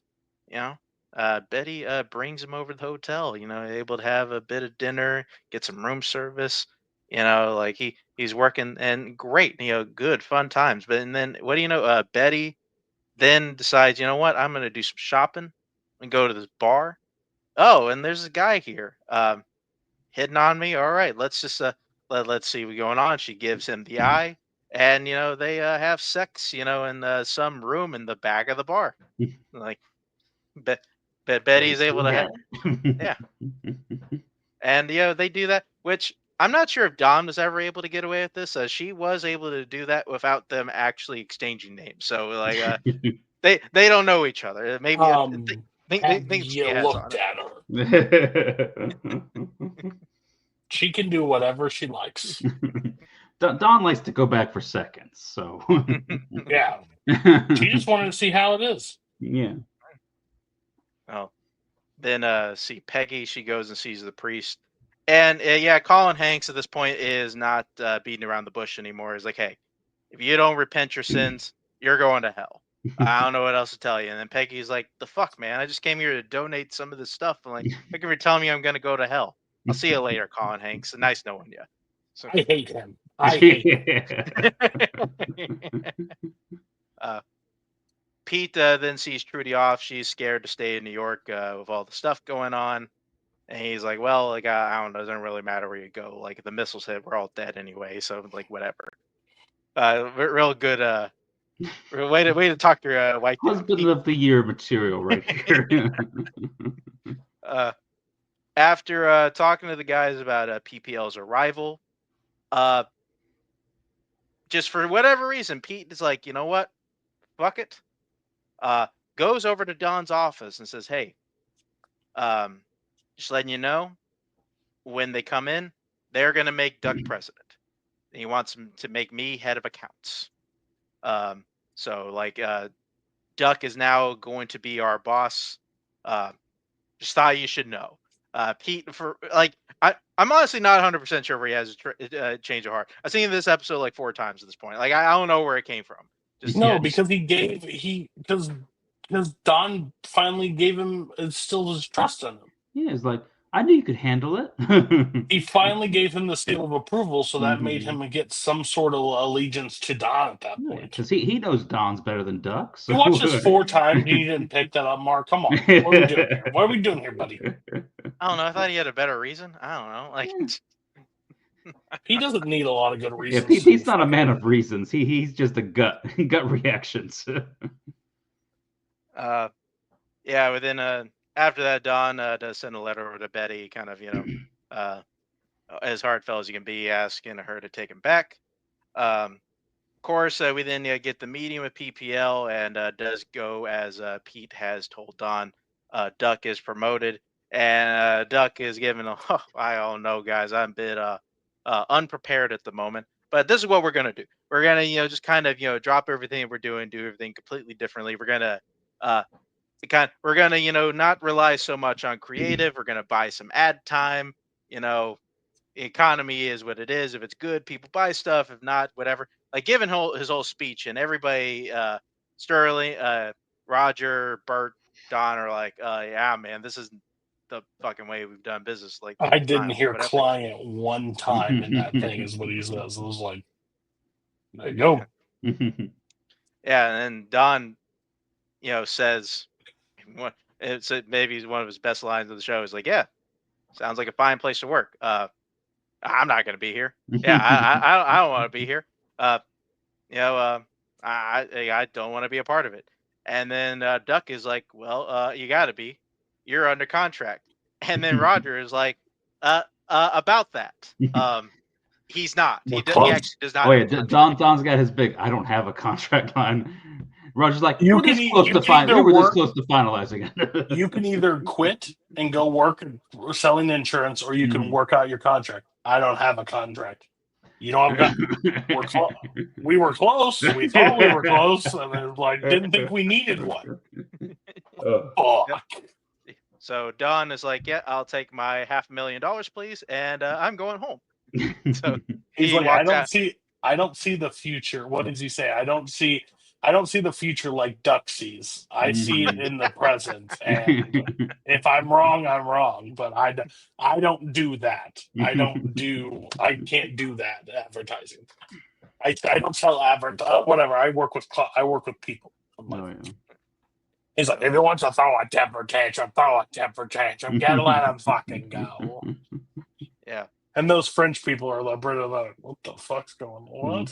He's like, This dude's we crazy. kind of wanted Don. Yeah. We thought he was coming Duck along. we don't know about. Don we want. Yeah, the guy from the nanny is like, I don't know, you should probably go get that guy right now. Like we're like we wanted him on the team, all right. Yeah, of course, yeah, Duck does kind of lose it. He is excused from the meeting, and then a whole veiled line. Yeah, he can never hold his liquor, which means yeah, Duck is probably on the outs. Don't be shocked if we don't see him next episode. I'm just gonna throw that out there.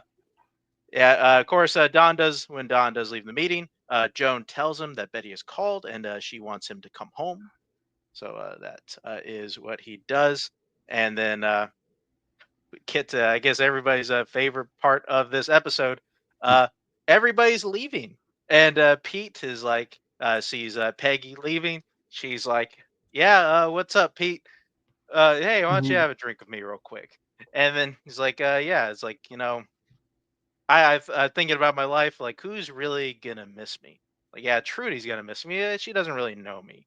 You know me, so like why don't we just like do this thing? Like we get each other, and then Peggy is like, hey, like if I wanted to be with you, I could have shamed you to be with me because you got me pregnant a year ago, and I gave away the baby, but yeah, like I just don't want to be with you anymore. I just don't see it. If I could have had you if I wanted you. Fuck. What? I was like, let's fucking go. I was so pumped with Peggy. She's like, yeah. And he's like, what are you talking about? I had your child and I gave it away. And if I could have shamed you to be with you at any point, but it ain't happening, Pete. You might as well just go home to Trudy because that door is fucking closed. I mean, it's interesting. I mean, the priest is like telling her, "Hey, you got to repent your sins." She does tell the guy who probably does kind of should know by the end of the day. Hey, like, by the way, you got a bastard child out there. Like you don't want to look him up. Yeah, we then see somewhat ominous. He does stay at the office, sitting there with his old chip and dip rifle. There at the office. Don't know what's going to go on there. Don, when he does return home, Betty does tell him about the pregnancy, showing that I guess she has decided to keep the child and also deciding to ultimately take Don back, and that is the end of Mediations in an Emergency and season 2 of Mad Men. Yeah, very, When very, you very good. when you're sitting there, when Dawn's sitting there, and you think she's going to say that, "Hey, I cheated, like I slept with," so I thought that was who I was going. She's like, right now, I'm just like, fuck yeah, Betty, keep that shit down deep. Don't fucking say anything. Fuck Dawn. Yeah, I think it's a great season finale. I think it's absolutely great. I think overall, like that Pete and Peggy moment, all timer for me. Just how calculated she was in that delivery, and like Pete, there's no business being as cocky as that fucker is. No business whatsoever. He's about to be head of accounts. No, What he's was not. what was about No, and again, I don't He know how thinks he season 3 is. is going to go because I have no clue what's happening. But if Don leaving that situation, Duck ain't going to be around for like the head. I don't think there. I think there. When they say, "Hey, Duck, can you excuse us?" Let me tell you, Duck, you may have just not got promoted. We always knew he couldn't handle his liquor. Crazy. Yeah, but overall, I think it's a great episode. I think it has some overall great moments. There are some ups and downs in the season, but overall, I think it really goes when Betty calls him out on his flop. Like the personal life between the two main stars, Peggy and Don, are just firing on all cylinders by the end of the season. I think it's so good. I think it's one of the best seasons of television I remember. Again, I was actively ready for the next episode every time. So great episode, great season for me. Yeah, I mean, I think that out of the three, this is probably the best finale for season 2. I think that all the stuff with the sale is fantastic. The Pete and Peggy sequence there at the end is just like great character stuff right there between the two of them. Don's got $500,000 now, so that's interesting to see what he's going to do with all that. So yeah, I like $500,000 in the '60s. Oh yeah, Jesus! and just imagine, and he had 12% of the company. Imagine how much Roger and Bert Let got me out of tell this. you, I'm not putting on it. That man should never wear pants ever again. Like you should just be balls out anywhere you want. Like that's crazy. What's the like? What did we look? $5,000 was equivalent to 50 grand back then, right? Yeah, it was a lot. It's a lot of money. Jesus. I will say one thing about Roger, as he is going to get a lot. Half of it is soon to be ex-wife. So let's not. He needs to be like, hey, can we hold off on the sale till I finalize this divorce? But yeah, it's gonna get a chunk of that. And I love that all three shows. A main thing in the final episode is the main character apologizing to his wife for various things. I think Tony does it the best, but we'll get to that when we get to their episodes. Equivalent to $5.3 million. Oh wow. Okay. Yeah. I mean, Jesus. He could have a 50-cent cheeseburger if he wants to. Yeah. I mean, at that time, the Hunt family bought the Kansas City Kansas City piece for like $200,000, like something stupid like that. Like Don can like just own the WNBA. Like he's not about right. Oh go no, he all couldn't. the teams. No, he couldn't. He'd get in real trouble. Yeah. A whole league of women. He'd know everything about them. We had to cancel the season. Half the players are pregnant. Oh, fucking Don. He bought a bunch of them dogs. So.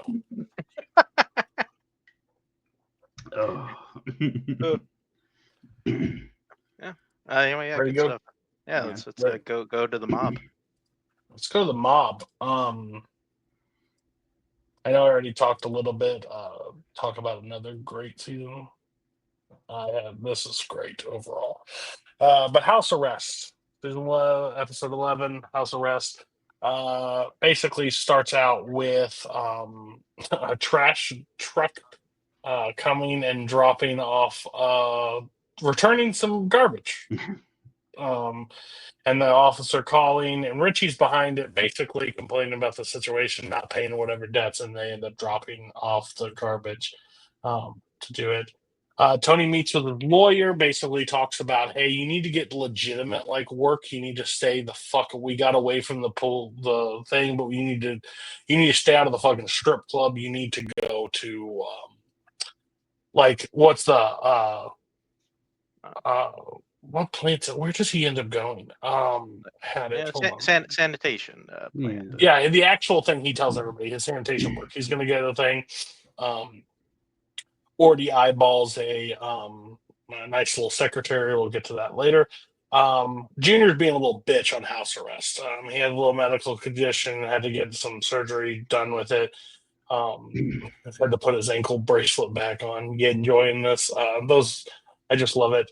He meets a little old lady that he used to they knew around the neighborhood, so she's now taking an interest to him. Tony reads about the waste, the garbage. Knows Richie's behind dropping the fucking. He reads in the newspaper, pretty pissed. Dr. Jennifer's kind of struggling with her. She's drinking before Tony's meetings with her.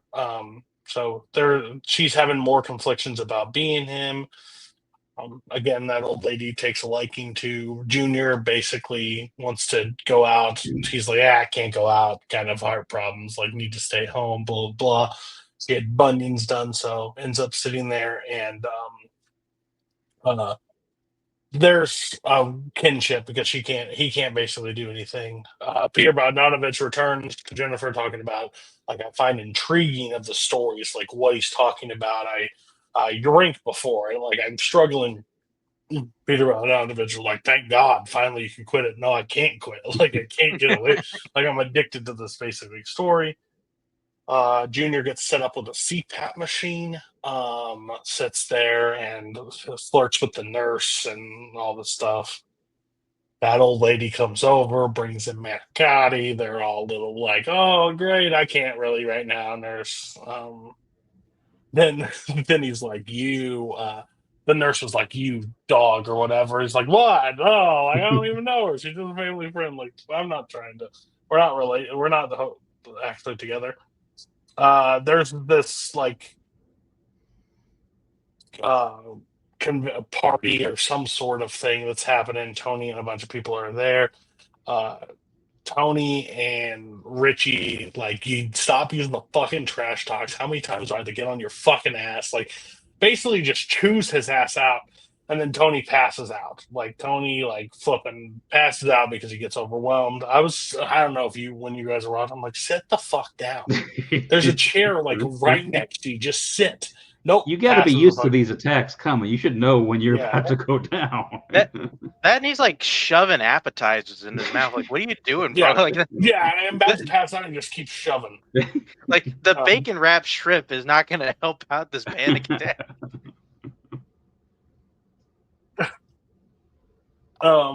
Then he's sitting there. Carmela and him are talking about it.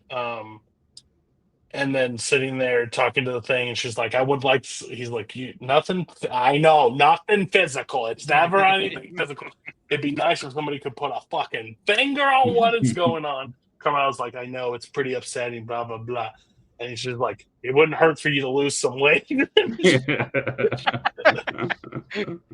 the way, you're fat.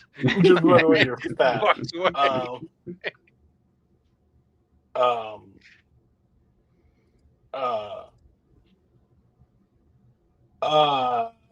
What else happens? The awkward Dr. Jennifer's out there at a restaurant with her kid, and the girl he's smoking, and they're going back and forth. Listen, you got a fucking weapon, blah, blah, blah. I'm going to call the cops. Good. You're the one with something physical, blah, blah, blah. And then the guy's like, I need you to leave. So it's I'm fucking out of here. So it's just an awkward fucking dinner. She's losing it. Fucking Junior was doing the dishes, gets his hand fucking stuck in the disposal for 6 hours while Richie and Janice like show up and like help him out of it. It's just a weird fucking moment. But Richie and Junior are talking about wanting to take out Richie's wanting to take out Tony. Like just blatantly says it, kind of realize that Junior's like on it. But not like because he was for it before. Junior meets with Tony and kind of like shows him like loyalty for the first time ever. Kind of tells him about Richie's plans to like wants to take him out. He's like, Richie ain't gonna fucking do nothing. Like Richie can't fucking figure out his own ass. So he ends up doing that. Tony fucks the secretary's brains out of her head. Apparently, that's always a good time. He thinks he's on Mad Men or something. Right. Janice and Tony are basically having a conversation about Janice is like they're looking to buy a house and he's talking about is like without this and this, how are you gonna fucking afford this? He ends up starting to have like a little bit of a panic attack, ends up exiting the place, freaking out. Junior reveals that he's on house arrest to the older lady. They end up watching a movie together, and she ends up putting like the CPAP machine. What a wholesome fucking moment! Pretty good care of him, yeah. Yeah.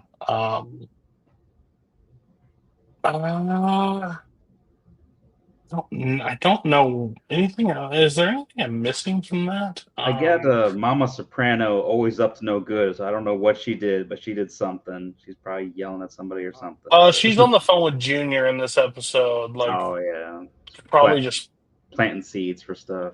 Yeah, just flaming the thing.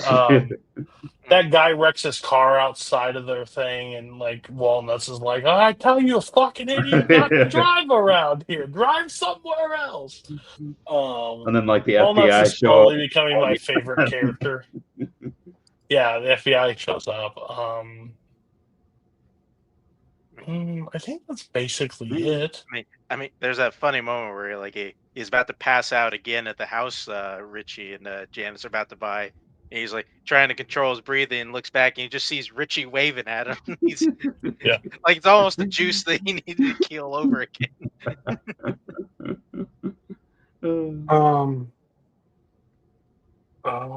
Yeah. What's your guys' thoughts? I mean, it's a fun episode. Nothing like super really important happens. I think it's more, just kind of setting up stuff for like the last 2 episodes of the season. But there's like fun little character moments and stuff. And Richie and Tony just like their beef is just kind of escalating more and more. And yeah, I don't have no idea how they think they're going to be able to afford that house. That house is bigger than Tony's house. Yeah. I mean, listen, they got, I mean, like Richie's making all that money from his coke deals, maybe less now. And I guess apparently also doesn't like his son or whatever, and like, a couple veiled things there. Oh yeah, there we go. Homophobia there as well. Oh yeah, trifecta. Yeah, it was a pretty good. In a lot of ways, kind of mirrors, I think, episode 11 from Mad Men a bit. Like we're kind of a bit of a deviation from the main story. Just kind of do let's see if Tony can kind of live a straight life, and apparently not. He's in his office, like just getting he got an allergic reaction from sitting in an office. Like he needs to, I don't know, just be around a strip club and talking about crime and shit, or like his body just rejects it for whatever reason. Like no amount of like the secretaries he's able to bang is like it's gonna keep him from wanting to do that. To be fair, there's probably a lot of dust in that office from like all the boxes just filling it for all the years that he's never been to the office. Okay. Next episode, The Knight in White Satin Armor, episode 12. Great episode. Lead ahead. Tony basically breaks down to Janice that he doesn't want Richie around his kids anymore. He doesn't want anything to do with him. She's like, what the fuck are you talking about? Hey, if you want to be in denial, it's your own problem, but the dude's not fucking a good guy. Like, he's just not. Tony and his Russian girl end up banging, but he is going to cut ties with her. because he can't keep doing it. Tony and Richie meet about location, like basically what territory they're going to be over. And he's like, I told you like 10 fucking times, you don't fucking listen. You're still running below. Because his main thing is about I guess I missed the last episode. The reason why he doesn't want to be in trash trucks is because he's selling drugs along the trash route, which gets the feds involved. And he's like, you're fucking putting everything into, I already have enough people watching me. I don't need you fucking this shit up. So he ends up doing that, and then he tells him, he's like, I told you 10 fucking times, you're still running blow down the thing. So next time, like, he's like, I'm losing my bid for that. No, next time you're going to end up in the back of one of your fucking trucks is what's going to end up fucking happening. Oh, really? Blah, blah, blah. So they end up having a whole conversation. Richie doesn't get really any clarity with Junior. Like, Junior's like, I'm not dealing with it. I can't do it anymore. Pussy and his FBI informant are basically battling that they need to get shit on tape. Like, it's like you're running out of time. Like, you're going to go away if you can't get something done. Tony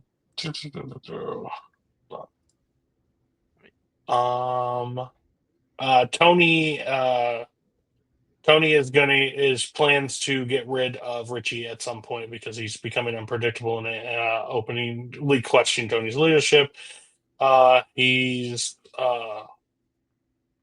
tries to gain the leverage by secretly conspiring with Junior. Junior entertains the idea of backing Richie, but ultimately realizes that Tony is the stronger leader and drops the plan.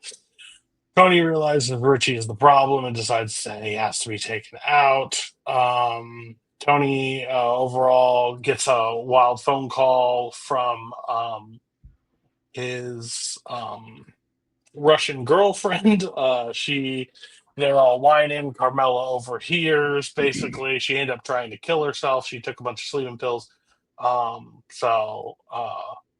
That's something. And she's like, Carmela's like, you're making me fucking feel bad about this fucking whore. Like, what the fuck, Tony? Like, feel bad for her. But he's like, he talks to her like a sister or whatever. Like, they need to cut ties with her. Carmela and Janice are like picking out wedding dresses and going through that entire setup.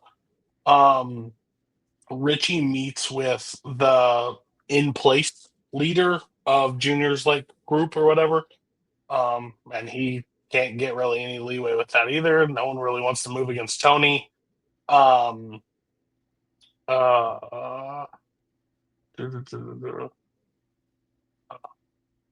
Christopher meets there's something with Big Pussy and his informant later.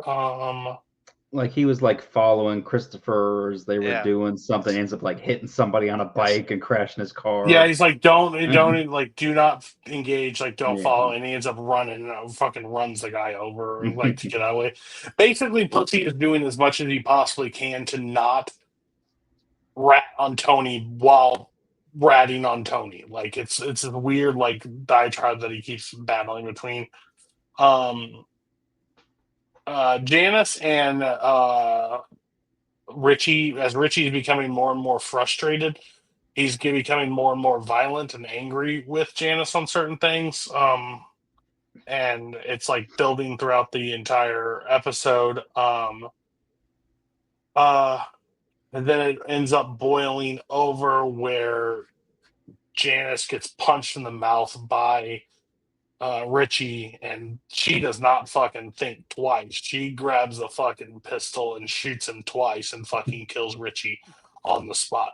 So Tony and Junior and everybody plans to kill out Richie. Fucking Janice takes care of the job for her. Like, you don't fucking hit me in the mouth. Like, and I think she overall knew like it was going to boil over where he was going to end up keep hurting her. So took it. Ends up calling Tony. Carmela thinks it's fucking the Russian girl again. It was like, no, it's Janice. Like, ends up going to Janice. Ends up, taking care of the body and everything. Big Pussy's in the hospital for breaking his fucking leg. And the FBI informant's like, I told you not to fucking, I don't know what happened. Blah, blah, plain dumb. They end up cleaning up the body, taking the body out, and Janice like, "What's wrong with our family? Like, what's wrong? Like, fucking shut up, Janice! Like, you killed the guy too." Wild bonesaw moment of the Furia and Christopher like chopping up the body in the meat department. Look, I'm not going to be here for a few months. I'm telling you, there is no better comedic moment than fucking Mrs. Soprano coming down on that fucking chair. Every time, it's the funniest shit in the world. She comes, everybody comes in and out all night long. What, were you having a party? Blah, blah, blah. Ends up Tony like, "Oh, you're too good. Richie's too good for you." All this negative stuff. Fucking Tony, why don't you shut the fuck up? You're always so fucking negative about Janice. You never say anything nice about her. You fucking mean, blah blah blah. You're the problem, Ma. Do you ever fucking realize that? Like, gets onto her. It's hilarious. And then ends up walking out of the house, trips and falls and stumbles, drops the gun, which of course his mom laughs at. Like, it's one of those, like, she's still so mean. Janice goes back to Seattle, basically drops her off on the bus. One of the all-time moments, Carmela and Tony are sitting on the couch and like, "Hey, how's Janice and Richie?" Janice is going back to Seattle. Where's Richie? He's gone. Yeah. What do you mean he's gone? Listen, I don't want to make you an accessory after the fact more than you have. Let's just say he's gone. Like, Gone. he's gone. Gone. Okay. And that's basically how the episode ends. So, thoughts? I thought it was a great episode. Oh yeah, this was a great episode. I mean, I love that the whole Richie and Tony thing's been building up this whole season. You're like anticipating them to have like a big showdown, and then Janice is the one who takes them out. And I personally thought it was gonna last longer. Mm-hmm. I thought it was gonna span, but I think they tied that knot really well on this. Perfect. Like, as a one season villain, basically, Mm-hmm. I think it tied really well. And I think that was something kind of the first season was missing. So I think that's something that really kind of elevates the season. And I mean, I was a little conflicted when Richie punched Janice because I mean, shouldn't be punching a woman like that, but it was Janice. So, but she got him back right away. They also put a gun to each other. They had a weird relationship. And I think this was a solid one, you know. And I didn't know what they were going to do to kind of top it for the next episode, but we'll get to that. Yeah. I mean, yeah, you just can't go around just closed fisting women like that. That just you're gonna get what's coming to you eventually.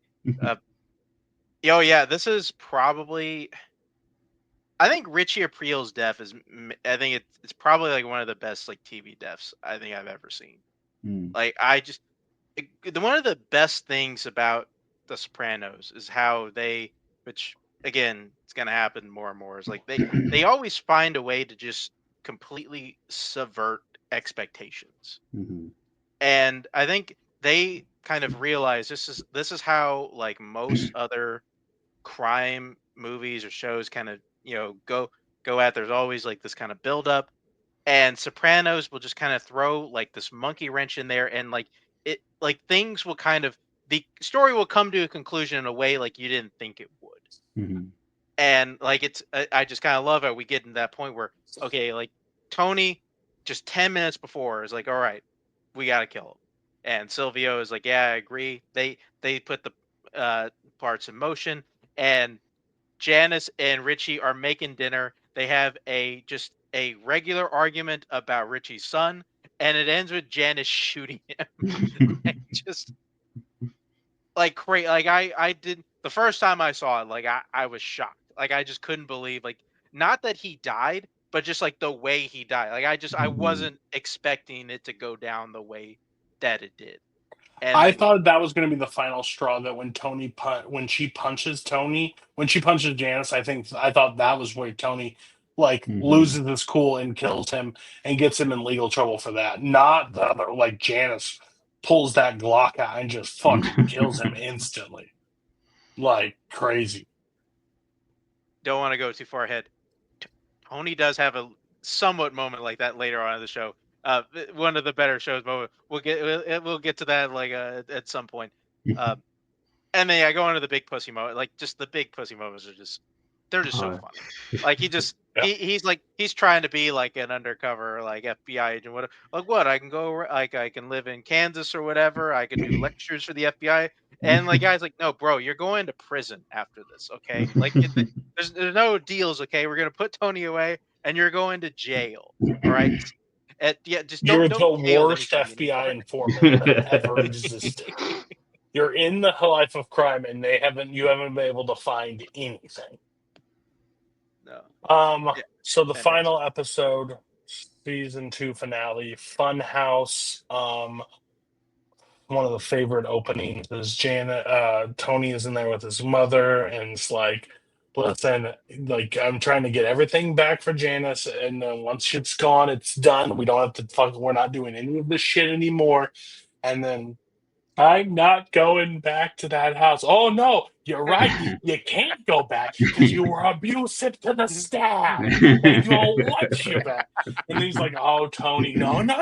Don't listen to the manipulation. Listen, like just gone. Like can't stand his mother. Like it is over. He is just done. Tony they go to a restaurant.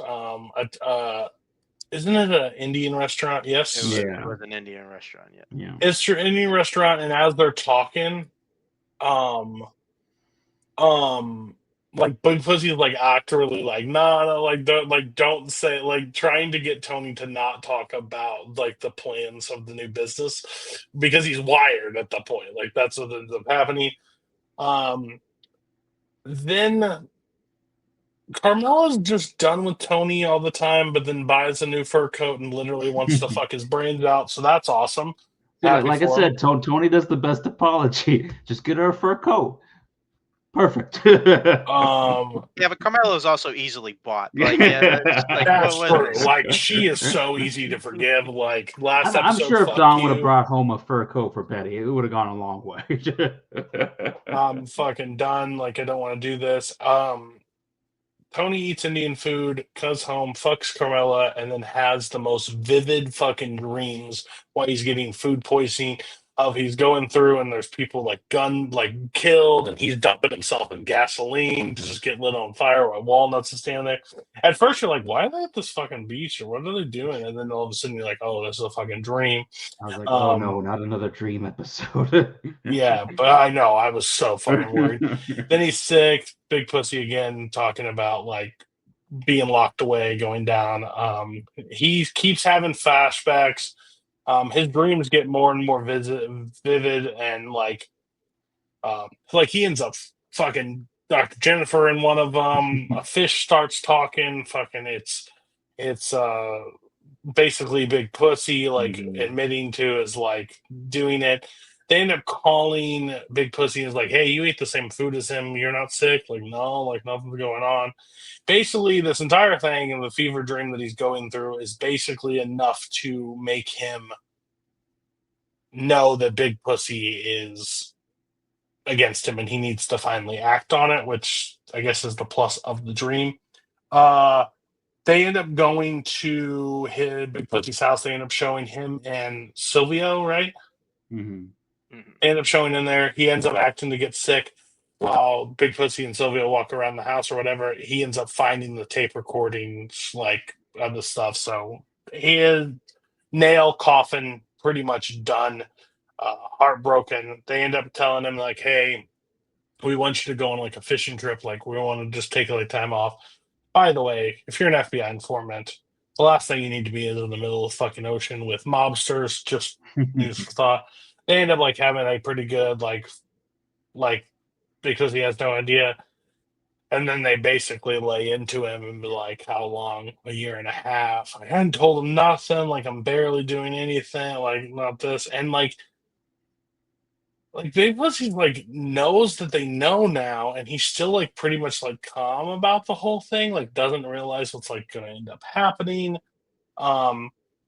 Tony's sick as shit still. He's like, look, the makeup or whatever he was doing like looks completely fucking like when he stands up there and they're like him and Sylvia are like throwing up. He's like, I'm fucking have food poisoning, like sitting there and just like waving in the water, just looking miserable. They end up going down, pouring tequila shots, and Tony was like, it's one of the greatest moments of the season. Is like when he's pouring. He's like, "I had a girl. She drank me under the tongue. She fucked my brains out." And he's like, "Was she even real? Was that even real?" Like nothing believes, and he's like drinking. And he walks forward, and he's like, "Hey, can you do me a favor? Just not the face." And just out of respect, just not the face. And then he's like, Tony, I'm feeling weak. Like, can I sit down or whatever? And then Walnuts was like, "You were a brother to me." And Tony was like, "Me too." Like, and he's like, "Can I lay down? Can I sit down? Get away?" And then Tony pulls the gun. They all three fire and shoot him and kill him. And then they dump him. They put him in weights. And by the way, that's got it. Those two. How Tony's lifting fucking shit and lifting big pussy at that point with weights. Fuck off. No Like, chance. maybe you guys should have done that on the top of the boat, not Jesus underneath Christ. it. Yeah, like holding it through. They end up taking off all the jewelry, everything, and then ends up dumping him in the water, and they end up driving back. Uh, fucking Tony ends up giving his mom fucking airplane tickets to get him the fuck out, and that's what the FBI literally catches him on because they find it in the car. They do a search warrant. They say, "Hey, you're going downtown," and Carmel's like, my daughter's graduating tomorrow. Can we like wait till the day?" He ends up getting the handcuffs, walked out, and Meadow is literally walking at the same time. "I literally graduate tomorrow." Ends up, "I'll be out, blah, blah, blah." They end up taking it. He ends up posting bail. They end up going to graduation. Tony, you can definitely see, is still reeling with the even though he knew he had to kill Big Pussy, he's dealing because that's one of his longest friends. They're at the party. Fucking Ford, what's his name? The guy that owns the sports store. T1000. T1000, yes. He's like can't even go to he has to go to like a cut right school because the kid is in debt so much he can't even like then and Tony's like, "Yeah, that sucks, sorry, she's going to Georgetown." And it's kind of that symbolism as it is. It's like they do the flashback and all the money counting, and Christopher's now a made man. He's earned his stripes, and it's that weird where he's smoking, looking off, and the water is pretty rough as it's flowing in. So basically, the symbolism of like, yeah, Big Pussy's there, but the water is not rested. Like there's still more shit to come, and he's still got those legal troubles. So sets up perfectly for season 3 and caps off a perfect season 2. For me, I think it's one of the best seasons. Thoughts? Yeah, I thought they did a great job. I was at first worried once he started having those dreams. I was like, "Oh no, it's gonna be another dream episode." It's gonna crazy. But I loved how they used the dreams to kind of for him to unlock his subconscious thoughts about Big Pussy and kind of the stuff that he's been like pushing down is because he didn't want to believe it to be true, and they used that, and then the whole sequence on the boat, and like I said, it's subverting the expectations because you like expect like this big mafia thing with it, but then Tony's got food poisoning while he has to do it, so he's a mess and stuff. And then I love the T1000 like, "Oh yeah, I'm gonna go work on a ranch." I mean, it's somewhat close to Vegas, but you know, I'm sure nothing bad's gonna happen from that. Yeah. Oh, you should come to Nevada. And Meadow's graduation party, people just handing her envelopes. You know, she cleared at least $10,000. But yeah, I thought it was a really great episode. Yeah, she's getting a little bit of those bada bing. Yeah, I mean, this is really good. And season 2 ends off really, really strong. Because I think going back, I think I'm kind of curious. I'm very curious how a couple more of these episodes are going to leave, especially the ones that are more dream heavy. I just kind of like the way this kind of goes, especially like when he has like just that talk with just a literal dead fish who is pussy. He's like, "Come on, you know it's me. Like, you passed me up for a promotion, like And then he's like, "These guys next to me, I think they're sleeping." Like, yeah, I thought that was great. A really great way just to set it up, and I really just love the death scene in general. Like, you really do feel the betrayal from everybody. Like there is no satisfaction in killing Pussy on that boat.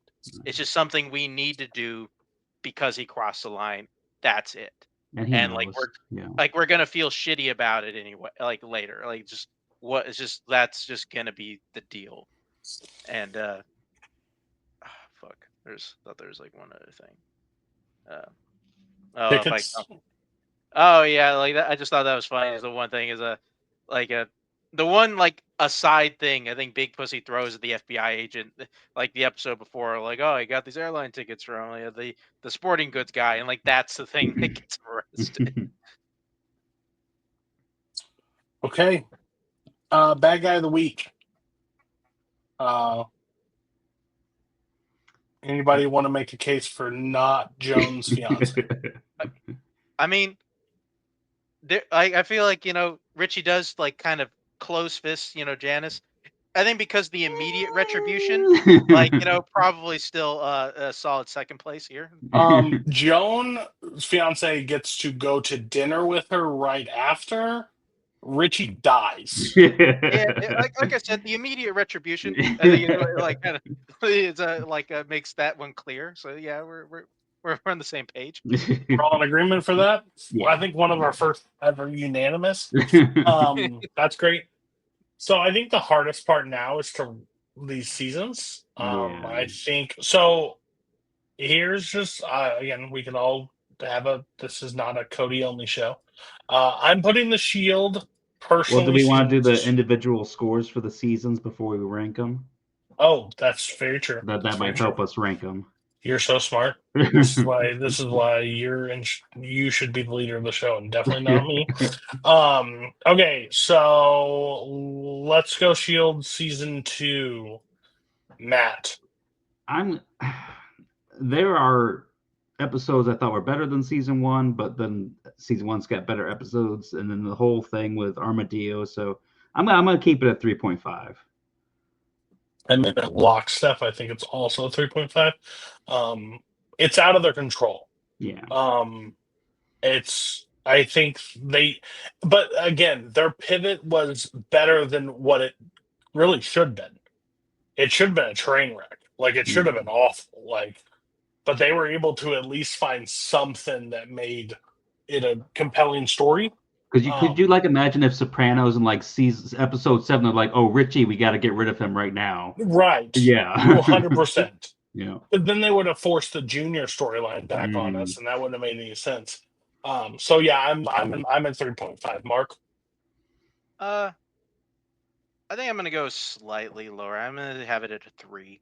Okay. I just kind of for the same reasons. Like it just it felt like we were building to something before, and then we just kind of just halted all the momentum. Like they found a way to throw in nuggets to where okay, I think we got places to go after. But I do think this season, I think overall suffer. I definitely think it's the weakest season of the bunch. I think I don't really feel like we have to have a huge conversation about that. I think that would land us at a 3.25 on that mark then, which would put it below season 1 of The Shield and lower than all the other seasons of season 1 or 2 of Mad Men. Again, Sopranos, Mad Men and Sopranos season 1 are tied for the top at 3.75. Now to Mad Men season 2. Mark, you can start. Yeah, I think this one's kind of tricky because I think especially whenever I first watched this, I think I've mentioned this before. It's one where I always felt like season 2 kind of felt like a bit of a step down from season 1. And honestly, rewatching it a few times now, I think going on this is the third real watch of the show. I don't really feel that anymore. Honestly, I think we kind of we pick up pretty good momentum immediately. And then once we hit episode 7, once we hit the gold violin, we're just kind of off to the races. Again, we're just kind of going off good. I think I'm going to land on. I think I'm going to land on a 4. It's very good. I like it a lot. Definitely, doing all the right stuff with the characters, doing all the right stuff with the storylines. It's one. It's a season I think I like more and more every time I go back to it. So it's rough for me because I don't know what's coming, right? and I think you two have at least an idea. Um, I think it's a 4.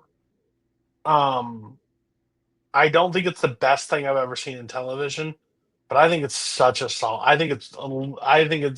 I wouldn't say leaps and bounds, but I would consider. I think it was very positive in season 1. I think I'm very positive because overall, I would have probably knocked season 1 down maybe like a point, if in comparison, because I think season 2 is better than season 1.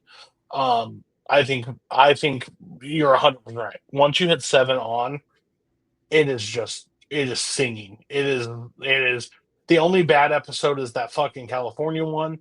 Um, but other than that, like it's those moments, those season finale moments, those Yeah. Betty and Don having those marital problems, it was just like awesome. So I'm at 4. I could probably go 4.5 to be honest with you, but I think there's a few episodes that just held it back just a little bit more. So I think like the stuff with like Bobby and the comedian stuff and like the first half of the season, I don't think it was like the strongest stuff. So yeah, I I think that's liked when probably she reveals it to Betty, and I like the yeah. car crash and like Peggy having to like the DUI and all that stuff. Like I like that part of it, but like Yeah. I think there are some moments I'm just like no. But yeah, I'm at 4. And I might have been too strong on the first season because I gave the first season a 4. Yeah. And this I feel like the season's better, but I don't feel like it jumps up to the 4.5. So I'm gonna keep it at a 4, but I still like it better than the first season. Yeah, so that would lock in Mad Men season 2 as the top one right now. It beats both of those two, and now Sopranos season 2. Um,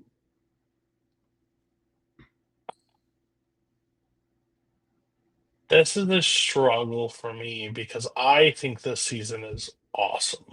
Yeah. I don't know. Again, I don't know what's coming. I don't know what to compare it against.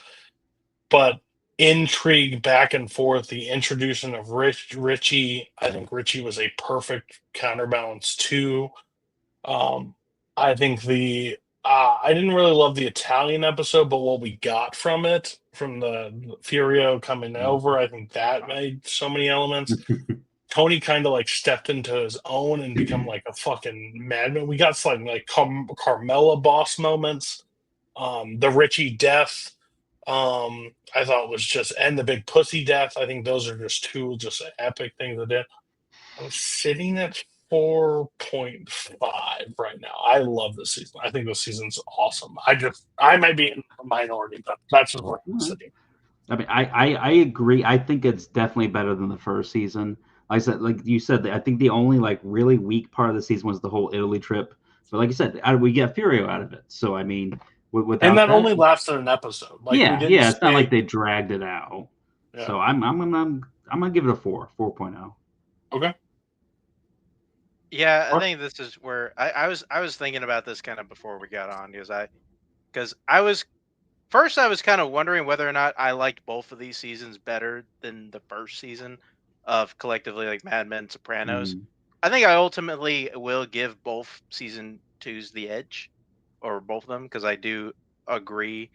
Uh, just Richie Aprile is just he's just a perfect foil, like thrown into this. He is just the perfect, just bad guy, like, and you're just also just really underrated actor. Really like throws in like those crazy eyes, like just The there's a crazy couple, eyes change Oh, yeah. everything. yeah, like so we also just had and I think I also tend to enjoy like some of the like more like kind of weird episodes. Like I had a lot of fun with like that Christopher episode. Thought that episode was good. The I think Robert just Patrick stuff too. We didn't mention that, but I thought that was a great episode, and it really kind of good piece of work. shows what these people actually do to people. So I Re- think you get to see that. I'm gonna hold on. The really TV excellent. episode, the movie episode is from this season, right? Yeah, the John Yeah. Favreau episode was this season. It's a Yeah. 4. The season's a 4. Yeah, There's- I think. Yeah, I think I'll set it at a 4 as well. I think that's where I'm gonna go with. And I think if like just to kind of get some clarity, I think Mad Men season 2 I think is a better season. Although I think Sopranos may have ended off their season better. I think White Are like Knight and White, Satin Armor, and Funhouse, I think are probably the better capper than like what we got in Mad Men. Okay. I don't know about that. They're both really good. It is the tough. They're both tied at 4. Yeah. So just real quick, Mark, Mad Men season 2. You would say Mad Men season 2 is high. I overall on season, I would give Mad Men the edge. Matt, because my vote's Sopranos. I'm gonna give Mad Men just the slight edge because, like I Okay. said, Sopranos got the Italy thing. It's got the Jon Favreau stuff that hold it back just a little bit. So right now, how we rank is season 2 Mad Men number 1, season 2 of Sopranos number 2, and then Mad Men season 1 ranks higher than is number 3. Sopranos season 1 is number 4, and then The Shield is following. And again, Shield not super far behind. Season 1 of Shield is not super far behind the other two. This one We just were dropped. pretty close on all 3 season 1s, I think. Yeah. Okay. I got some kill counts. We'll get an update on that. Mad Men's hanging in there with 4 so far. Because we counted Marilyn Monroe. Well, we're supposed to count that. We need to find out how many people died in the plane. I did put an asterisk. If we include the plane crash, it's 94 people died on the plane crash, not including Pete's dad. So I got that. We'll keep that tracked separately, like I did with Breaking Bad. I just thought about something from Mad Men. I'm curious what something like I'll keep in mind like later on in the show.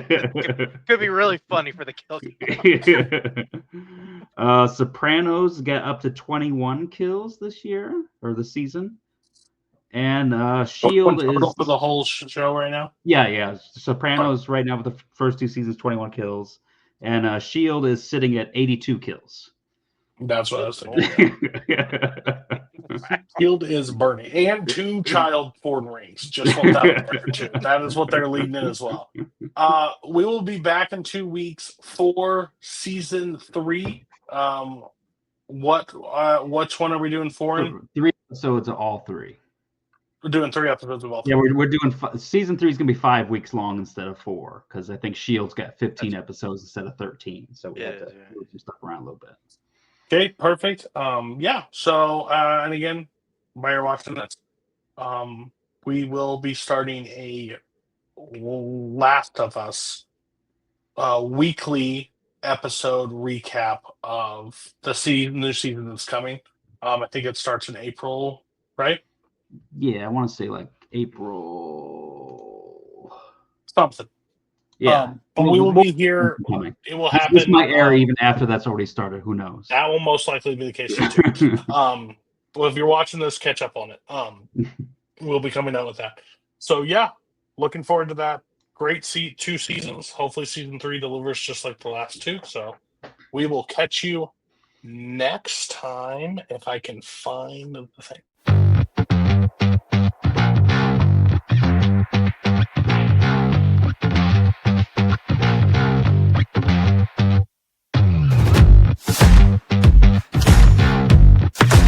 Let's take it a little slower. Wake up, Breakpoint. I'm a different kind of cop. I don't wanna do your dirty work.